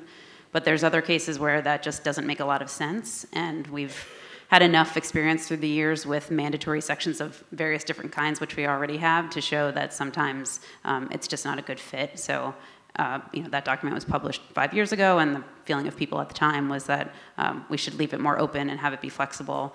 But the document does provide a lot of guidance about the kinds of privacy considerations that should be looked at and addressed. It's advisory, it's not mandatory. But I think between 6973 and 3552, which is the document about how to write a security consideration section, there is, and some of the other IAB documents that have been published, there is fairly comprehensive guidance about many privacy issues that arise in protocol design now. But if you think there's more that we need to draw them together, or if we should revisit the decision in 6973, then that's certainly fodder for community discussion. Ben? One other comment there is that regardless of whether the section is required, it's not uncommon at all for drafts to hit IESG evaluation and get comments, and sometimes even discusses about privacy issues. So these are things we pay attention to, and there's things that get paid attention to in last call and such. So I'm not too worried about the structure, but I think we do care about this. Thanks. So Ben took the second half of what I was going to say. What I was going to open with is I think this also ties back a lot to what Wes was highlighting, which is we really need to be a lot more cognizant of when people show up in working groups with their own set of interests, their own set of things that they want to comment on, that we're very careful not to put them off in that way. Yours is not the first story I've heard recently or seen of people showing up in working groups to provide their input and being told to go away. And I think that's very damaging. That it's as damaging as any of the behaviors that Wes was talking about. So I want everyone in here to think very carefully about how their actions could be perceived when someone shows up in that way. Wes, you want to? Yeah, if I might chime in a little bit. Wes Herdeker, ISI again. A lot of research into the power of diverse thinking and people coming with multiple viewpoints has really shown that in order to get new creative directions and new, even secure directions, right? I mean, whether it's privacy or whether it's anything, it can't happen unless you include as many distinct viewpoints as possible. And so to do that means you need to listen to as many people as possible and get as many people as possible from different walks of life to participate. And if you don't do that, your product is likely going to be less than it could have been. Thanks. Anybody else? No? Okay, thank you. Next. Max Palak, Cable Labs, speaking as an individual. I wanted to follow up what Wes was saying about some negative attitude that might affect the ability of some people to bring some work here. I fear that the answer that you guys gave was kind of symptomatic of the fact that this problem, I fear it's underestimated. I've been recently, I suffer from that. My first IETF was almost 20 years ago, and I'm very committed to IETF. I love open standards. This is why I do a lot of work in many different areas. But sometimes I've been very discouraged, and I think that this has gotten worse and worse in the recent years. This is my personal opinion, of course, but I've seen things happening in work groups and also outside work groups that were not our best. And it was not IETF at its best.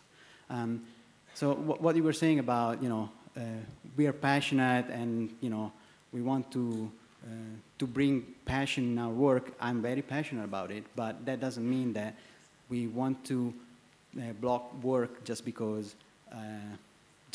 not because of technical reasons. This has happened. Trying to block some work, and then there was humming, and the work got shut down just because of this. And personally, I was very discouraged to bring the work back here. I have other venues that I can go to. I don't want to. I would like really to have the standards, open standards, etc., that can really improve the internet. But I also don't want to be attacked or put so much effort in my work, and then the work got shut down because, not because of technical reasons, but for other, and in not very nice ways, let's put it this way. So I think that I would have liked to have a more articulated answer to the problem. I hope that you guys will consider this, and maybe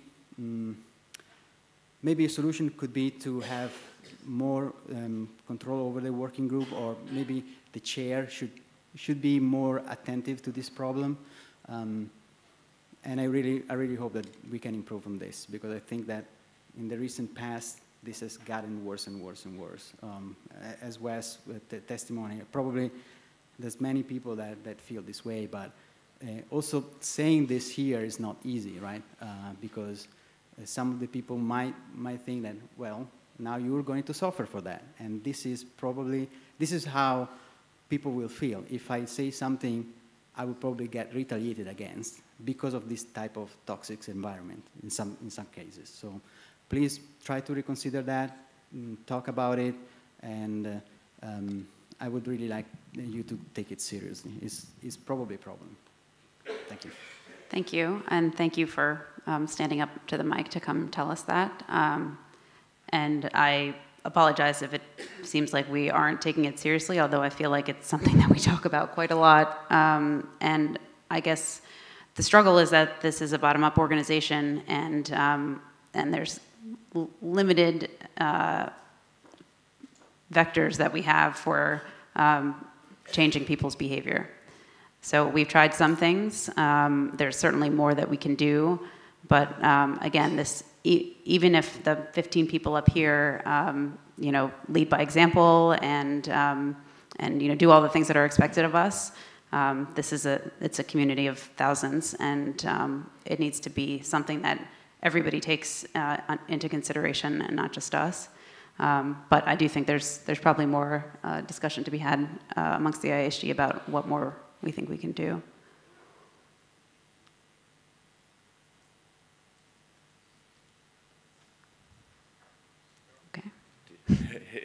I wasn't sure if you're ready or not. Bron Gondwana, I wanted to talk about something that happened in one of my working groups at last IETF, the extra working group. We had somebody come and present something that they wanted us to accept as work into the working group. And we looked at it and said, this is a special case hack that should be handled more generally. Please come back.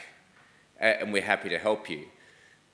And we got a fair bit of pushback of why won't you just accept what we want to do because it's easier for us. And that's a really difficult situation. The answer can't just be, yes, we'll accept your stuff because you're newcomers and we want you to feel welcome, when it clearly doesn't fit the existing standards. And there was a fair bit of, look, we'd love to help you, but this is not the right venue and this is not the right thing. Please keep discussing on our mailing list, but we can't accept this as is. And I feel we did discourage them and push them away, and they haven't re-engaged. But I can't see an alternative path that wouldn't have just been, we'll accept your stuff because you're new. So I think there's an important distinction that comes out of your comment and also from Max, is that there's sort of two different things to talk about here. One is a kind of aggressive, attacking behavior, inappropriate behavior, where you have a message to deliver, but you deliver it in a way that is, not what's to be expected in a friendly environment. The other is the fact that some work progresses in the IETF and some work doesn't.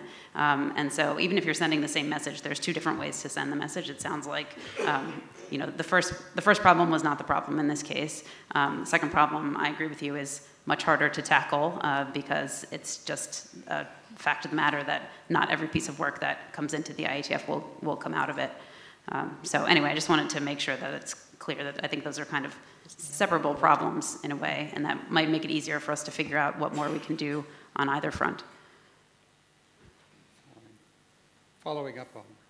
Yeah. Yeah, this is Barry Leba. I was there with that discussion, and it definitely was attacking the technical aspects of what they were bringing forward, not attacking them. And that's the main difference there that I saw. It was certainly a very vigorous discussion, but it was specifically talking about the technical aspects, and no one was saying, you're stupid, go away, or anything like that. However, I do agree with Bron that the message they got was that they should go away, and I don't know what to do about that. But maybe they have some other piece of work that they that's more general that they might want to bring back. I don't know. Yeah. Yes. Yeah, and we're going to Nalini next. Nalini Elkins. I think there's a few things. It seems to me that there's some fundamental problems in achieving consensus that I've seen. And part of it has to do, I think, too, with in some groups, you tend to get, what we, you sort of call the in crowd. And you can't help but be that way if you've put a lot of effort into that particular group. Maybe you've done a lot of things for 10 years, but what I've seen, too, is that people get very stuck in their own positions. And then it's very difficult to come to consensus, to start talking to each other. And you can see it forming already, is that, if you've got an idea, you can see the camps sort of starting to coalesce. And neither side wants to move. And I've seen it happen kind of over and over again.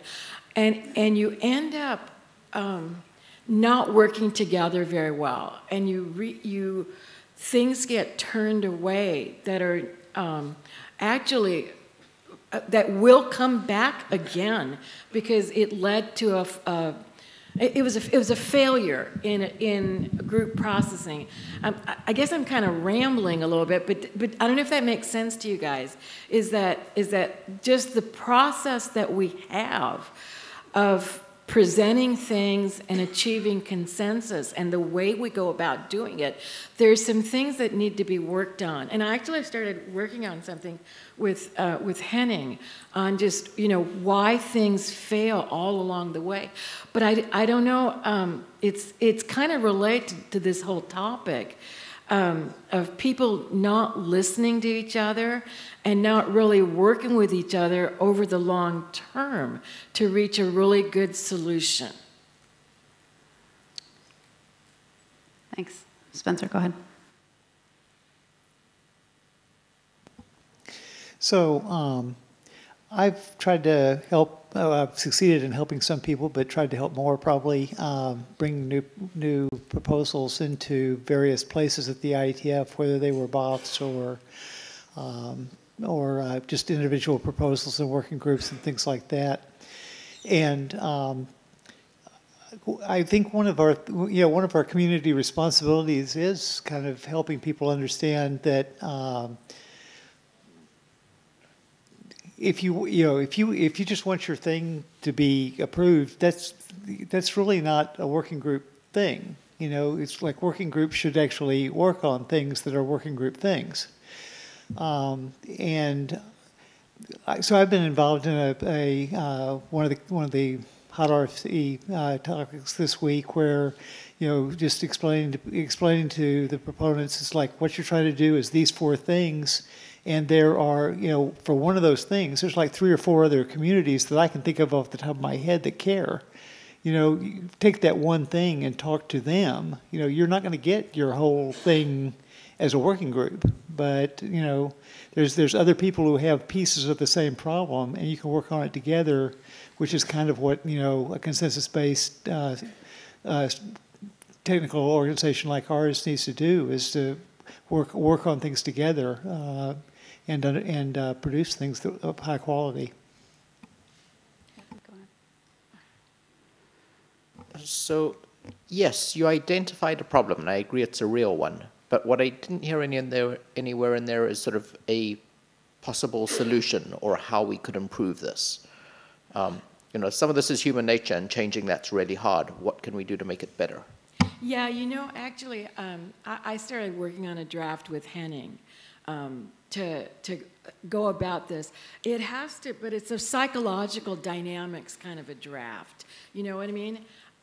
So I'll finish it, because it's not an easy solution. You know what I mean? Because I do totally want to work together, but I find that we don't come together too often because we don't listen to each other, and everybody gets really stuck in their own.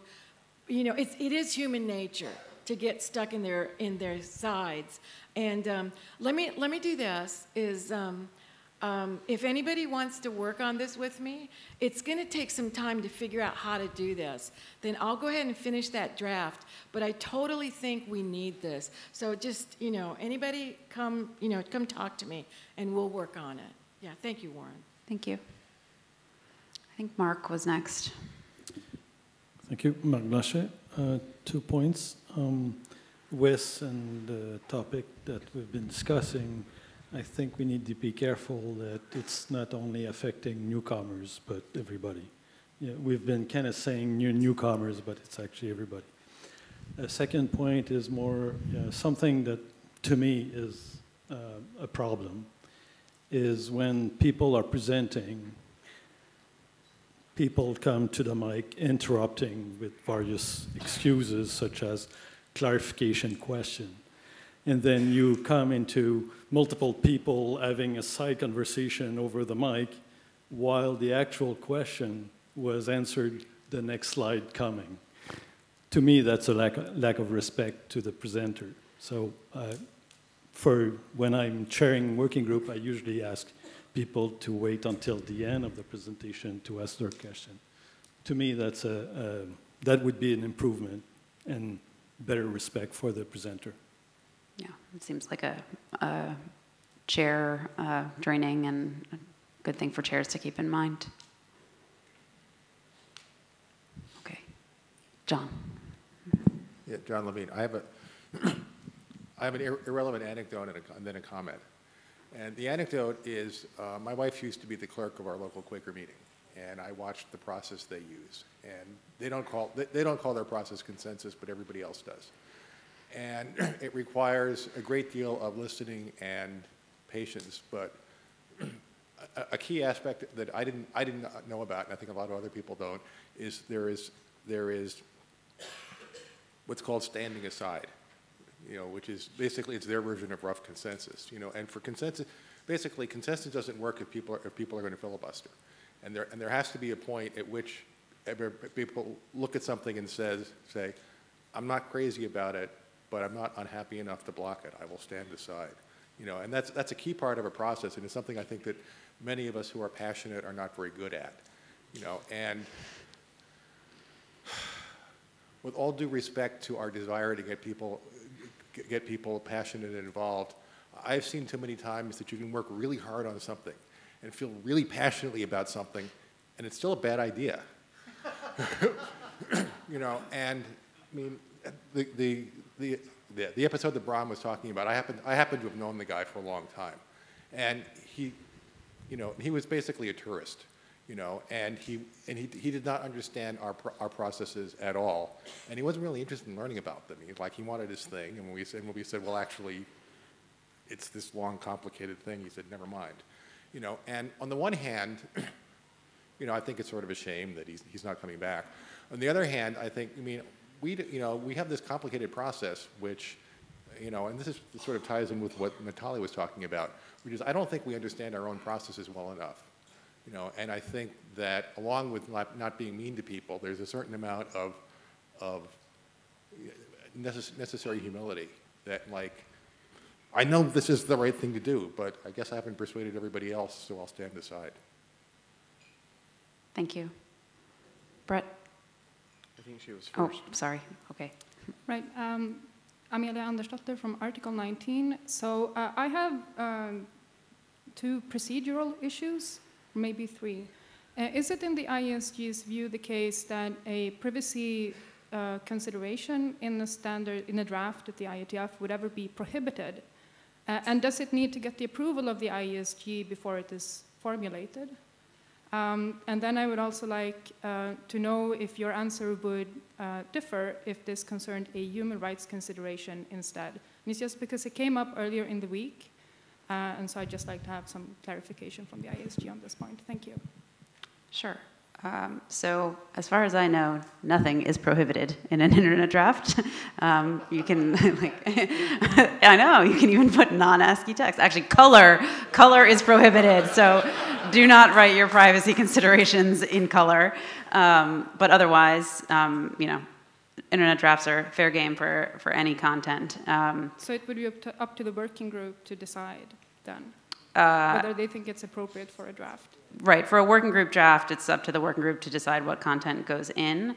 As far as, getting through the IESG, then we have a process at the end where the IESG reviews all the drafts, and we have to come to some agreement on whether they should be published as RFCs. So, but there's no prohibitions other than color. Thank you. Yeah. Right. Brett. Brett Jordan. First, before I start, I'd like to thank the members of the IESG for the time and effort that you put in. This is an unruly organization, and you put in an enormous amount of effort and time, so I want to thank you for that. What I have noticed over the past several IETF meetings is an increase in toxicity of certain discussions and in certain working groups, to the point where they are just becoming vile. I think in some regards, individuals' bad behavior is getting rewarded. People will stand up to the mic and they will make a claim, or they will make a request, or illustrate some use cases, or even do a presentation on a draft.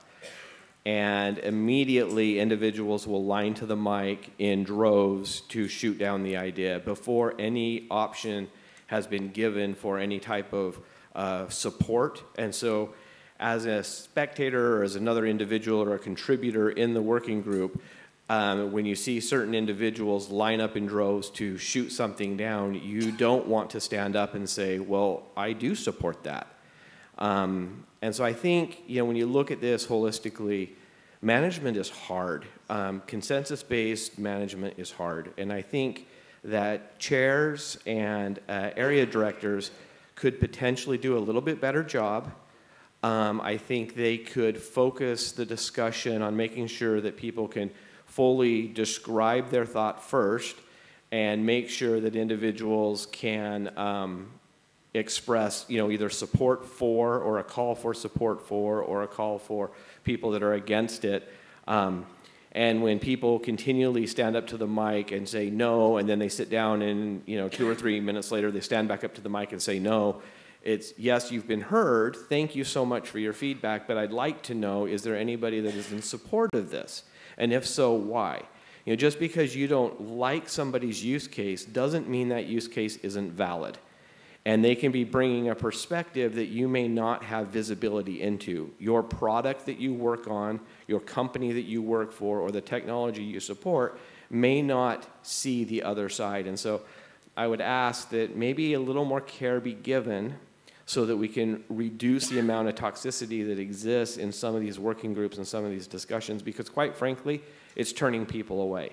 I'm relatively new to, I've followed the IETF for years, but it's only been the past 3 years that I've been more or less active and trying to bring stuff and trying to work on things and help various working groups. But I am quite frankly getting to the point where I'm just ready to say screw it, and I'll go back and work in other areas because it has become so difficult and so painful, and there's just vile disagreement in some of these working groups, and it just needs to stop. End of comment. Thank you. Well, first of all, thank you for being our thank you fairy. It's very much appreciated. I would like to make a request because we've had now many people on the same theme, and I think I know some of the examples that people are thinking of, but certainly not all of them. And as a group, the 15 of us should be able to be aware of all of them. So if there's particular cases that people are concerned about, I would ask you to find an area director and talk to them about these within the next day, if you're still here. We have a wrap-up meeting on Friday where we usually go over the week and talk about what the hotspots were, and I want to make sure that we get all of these out so that we're aware of, so that the whole IESG can be aware of the full scope of this problem as it's manifest this week. So please do that if you feel comfortable, or you can come talk to me. I probably wasn't in most of the groups, but come talk to any of us. I would really appreciate it. I want to make one real quick point also. I've seen both on mailing lists and heard in this discussion a couple of different terms used almost interchangeably. That would be newcomer and tourist. And the only difference, as far as I can tell, between a newcomer and a tourist is a newcomer is a tourist you have not chased away.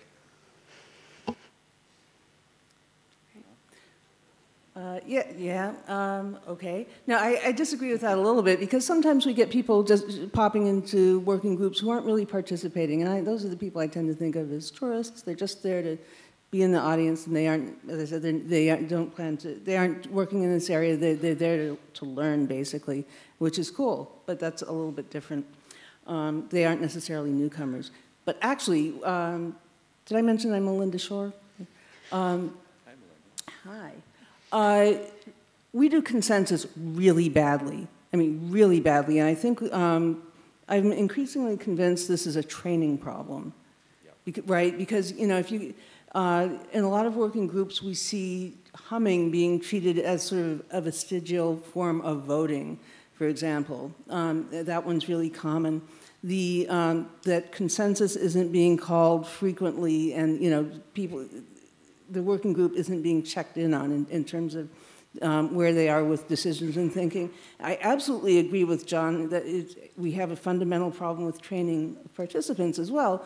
And this business of not being able to say, I disagree, but I'm not going to block this. You know, people need to be a lot more willing to say that. But I think that, circling back to the training question, there's something we can do there. I think that sort of training IESG and IAB members on consensus, and then filtering that down to working group chairs would help make some progress on this. I think that I know it's really difficult to find working group chairs, but we should also check, as we're making these decisions about hiring new chairs, we should maybe be checking in with them about what they know about consensus decision making and, and collaboration and so on. Because I know that I've never been asked that, and I've chaired a bunch of working groups, so. That's because we know you know. But yes, very good suggestion. Thank you. Okay. Am I Michael. next? Yeah, Michael Richardson.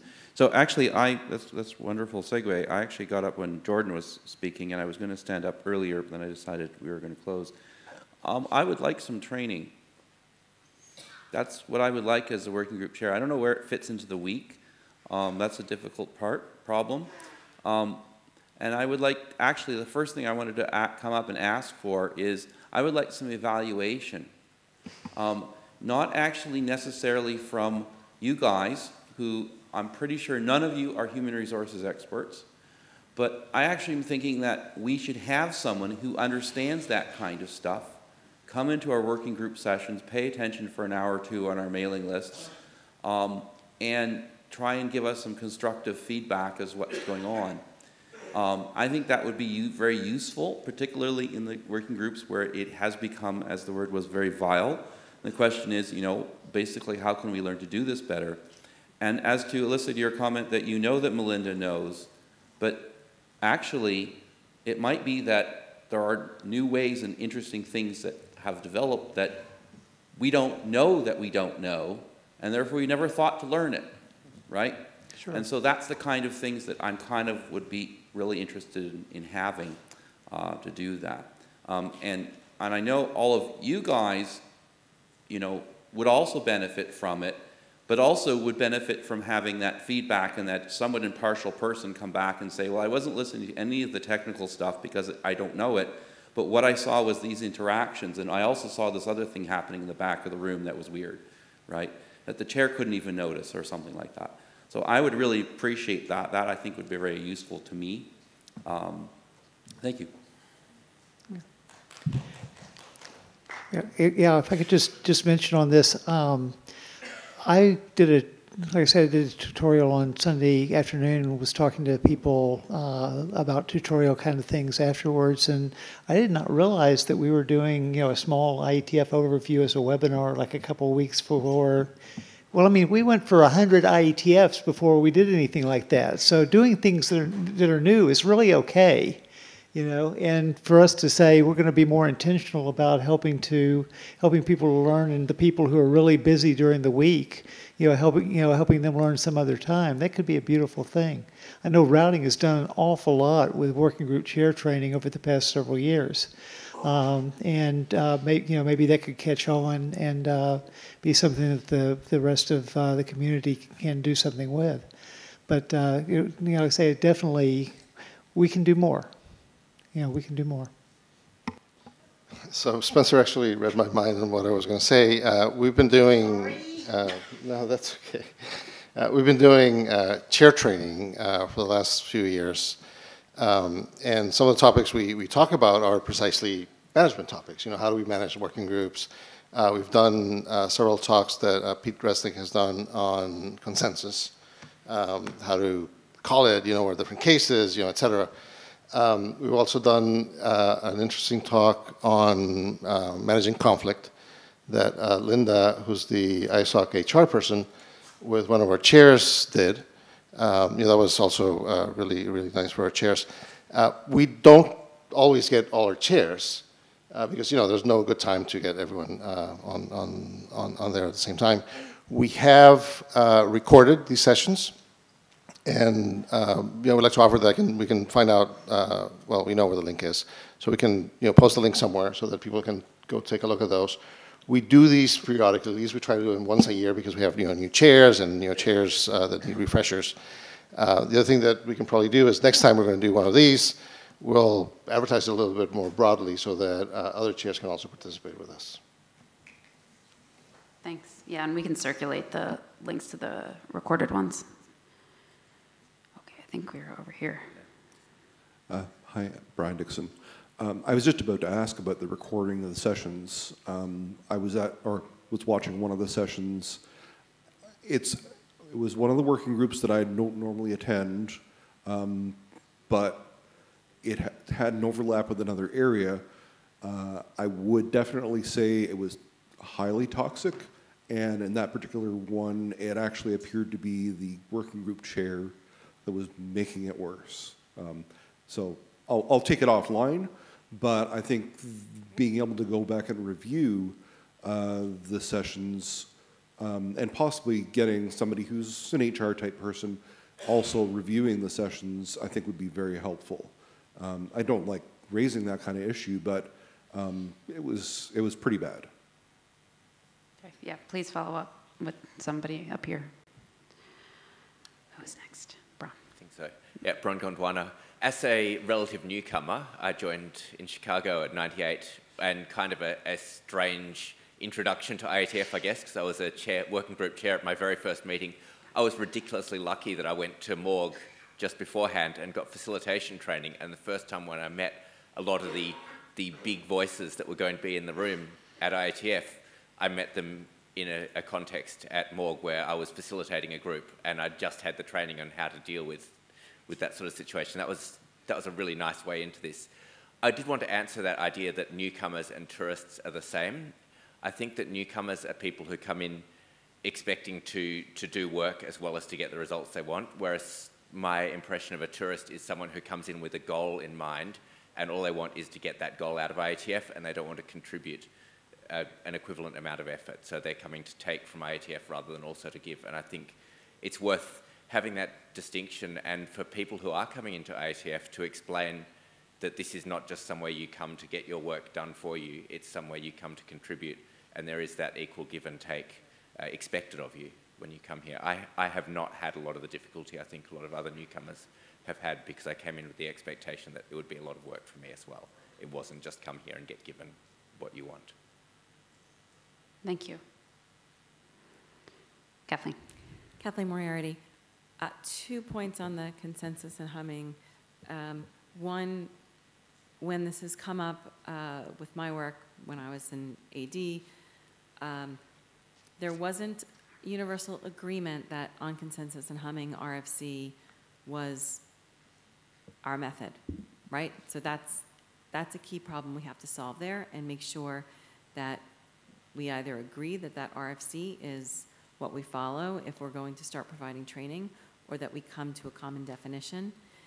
The other point I'd like to suggest is that when you consider training, that if you have one level for the chairs, I think it would be useful to have one for all participants as well, so that there is a deeper understanding of what we mean for consensus and humming, and that if one point that's very strong from one individual could override consensus, like that type of idea would be very hard for somebody who's sitting and watching, even if the chairs know it, to grasp potentially, right? So I think broader training will be important too. So maybe it's a tech plenary topic or administrative plenary topic, but right. Yes, a the broader non-tech talk. part of the plenary. Right, Yeah. but a broader talk for everybody, and recorded and easy to play back.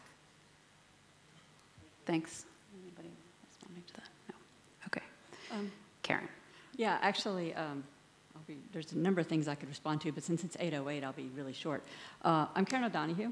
I'm the lead of the edu team for the IETF. This is a very small team, but it's an open team and anybody can join. We've talked about working on working group chairs training. We've added the webinars. We've redone the newcomers overview. We've done a lot of things to sort of try and improve the training, but we could really use your help. And I'm hearing a lot of great ideas here, and please come help, because we don't have the resources to do it. Linda has offered to help us build some of these training things that we're talking about. We've talked about looking at the routing stuff and opening it up to everybody. We specifically talk about doing things first for working group chairs, and once we get it formulated, open it up to the Sunday tutorials.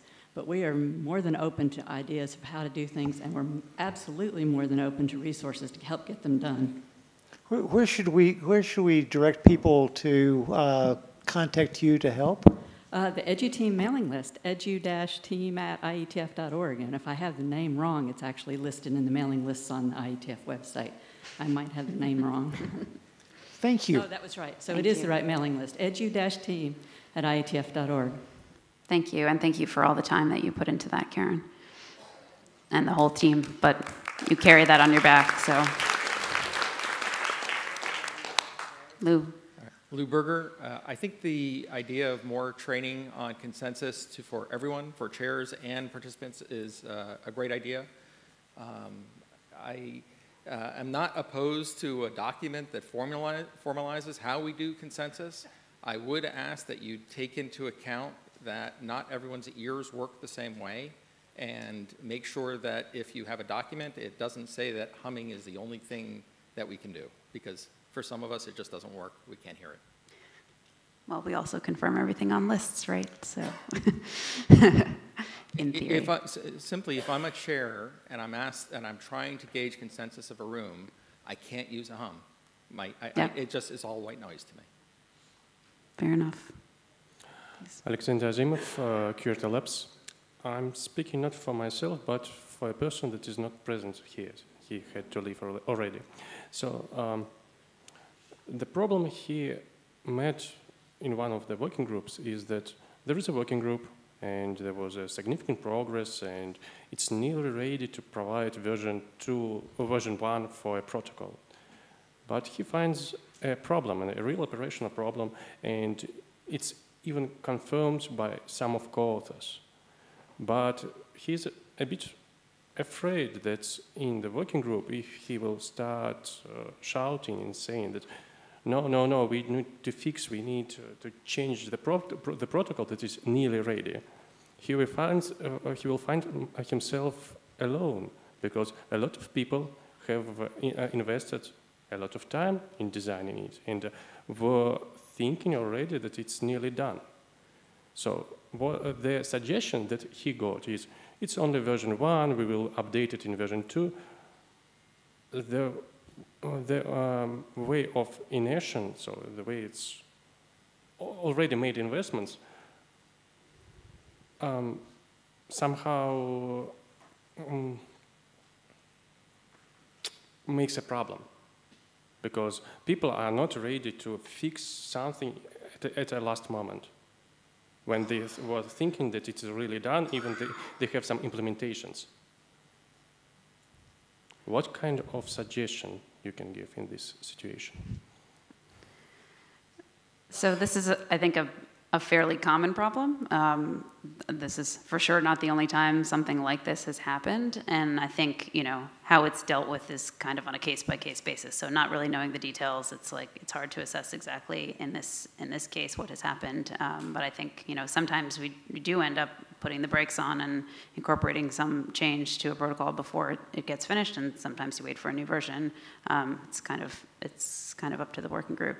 But I guess to me the more concerning thing that you said is that he was afraid to raise this, right? That seems like a serious problem, because nobody should be afraid to raise an issue, a technical problem that they find in a protocol design out of fear, right? That's not a good dynamic. So for that bit, again, I would encourage you to let one of us know the specifics of the situation so that we can help to get it resolved, because if that's the culture in the working group, then that's not a good thing. Okay, thank you for the comment. Okay. Thank you, IESG. And now I'd like to welcome the IOC and the LLC board up to the stage. So let's do board on this side and other IOC on this side.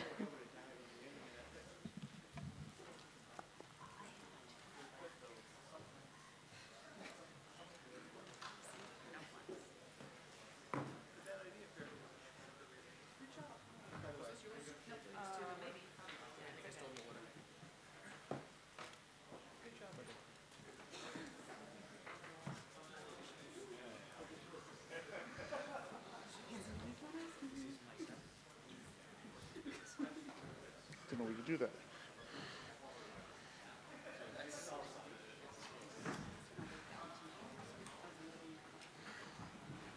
Portia.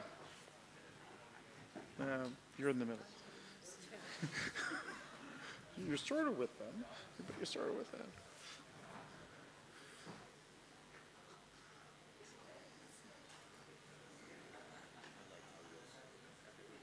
This is the opportunity to come to the microphone. And I'm, oh, my bad. Sorry, it's late. Gonzalo Camarillo. Alyssa Cooper. Ted Hardy. Glendine. Portia Winstanley. John Levine, former IAOC member. Lou Berger.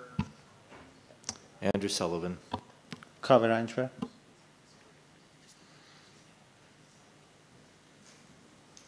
Yes, sir. Terry Manderson, no hats. Now that the LLC board is getting on its way to being well constructed, I'd like to ask you to live within your budget. And that means when you present something, you tell us about the revenue, and you also tell us about the projected expenses, because you're talking about P&Ls now. I noticed your slides tonight only gave us revenue and didn't give us the other side of the story. Please consider that. To that point, we are finishing the first LLC budget, and when we are done, we will be, as has been the practice for the IOC in the past, we will be publishing that. So, yes. Thank you.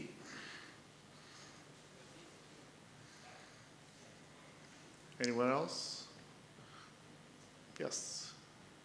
This is a question from the Jabber Room from over an hour ago. It seems no one was designated to bring questions to the mic. I think that the IAB might have been on stage. So after noticing, I think it's from John Clinton, but it's not 100% clear. Okay. After noticing that we had been unable to progress any internationalization work for a rather long time, and that documents with internationalization aspects were not systematically being reviewed by experts, a BOF was held in Montreal to discuss the issue and make a plan. The BOF concluded that a special directorate should be created to work through those issues and lay out a plan to make progress. Has the directorate been formed and started making progress in private, or have we concluded that the IETF does not care about internationalization or is unable to focus on it?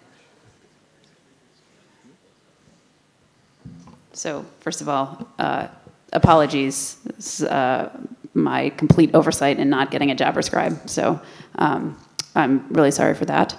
The IAB is not on the stage, so I think it's probably not appropriate to answer unless, oh, the responsible area director. There you go. Yeah, basically, RTGs has discussing this, and we're a bit slow on just finishing the final touch on creating the director. So yeah, we should have been a bit quicker about this, but there is a plan. Or there would be very soon. Thank you. Thank you, Alice, for doing that. Anyone else? Mic lines are open. Going once, going twice. Thank you, and have a good dinner.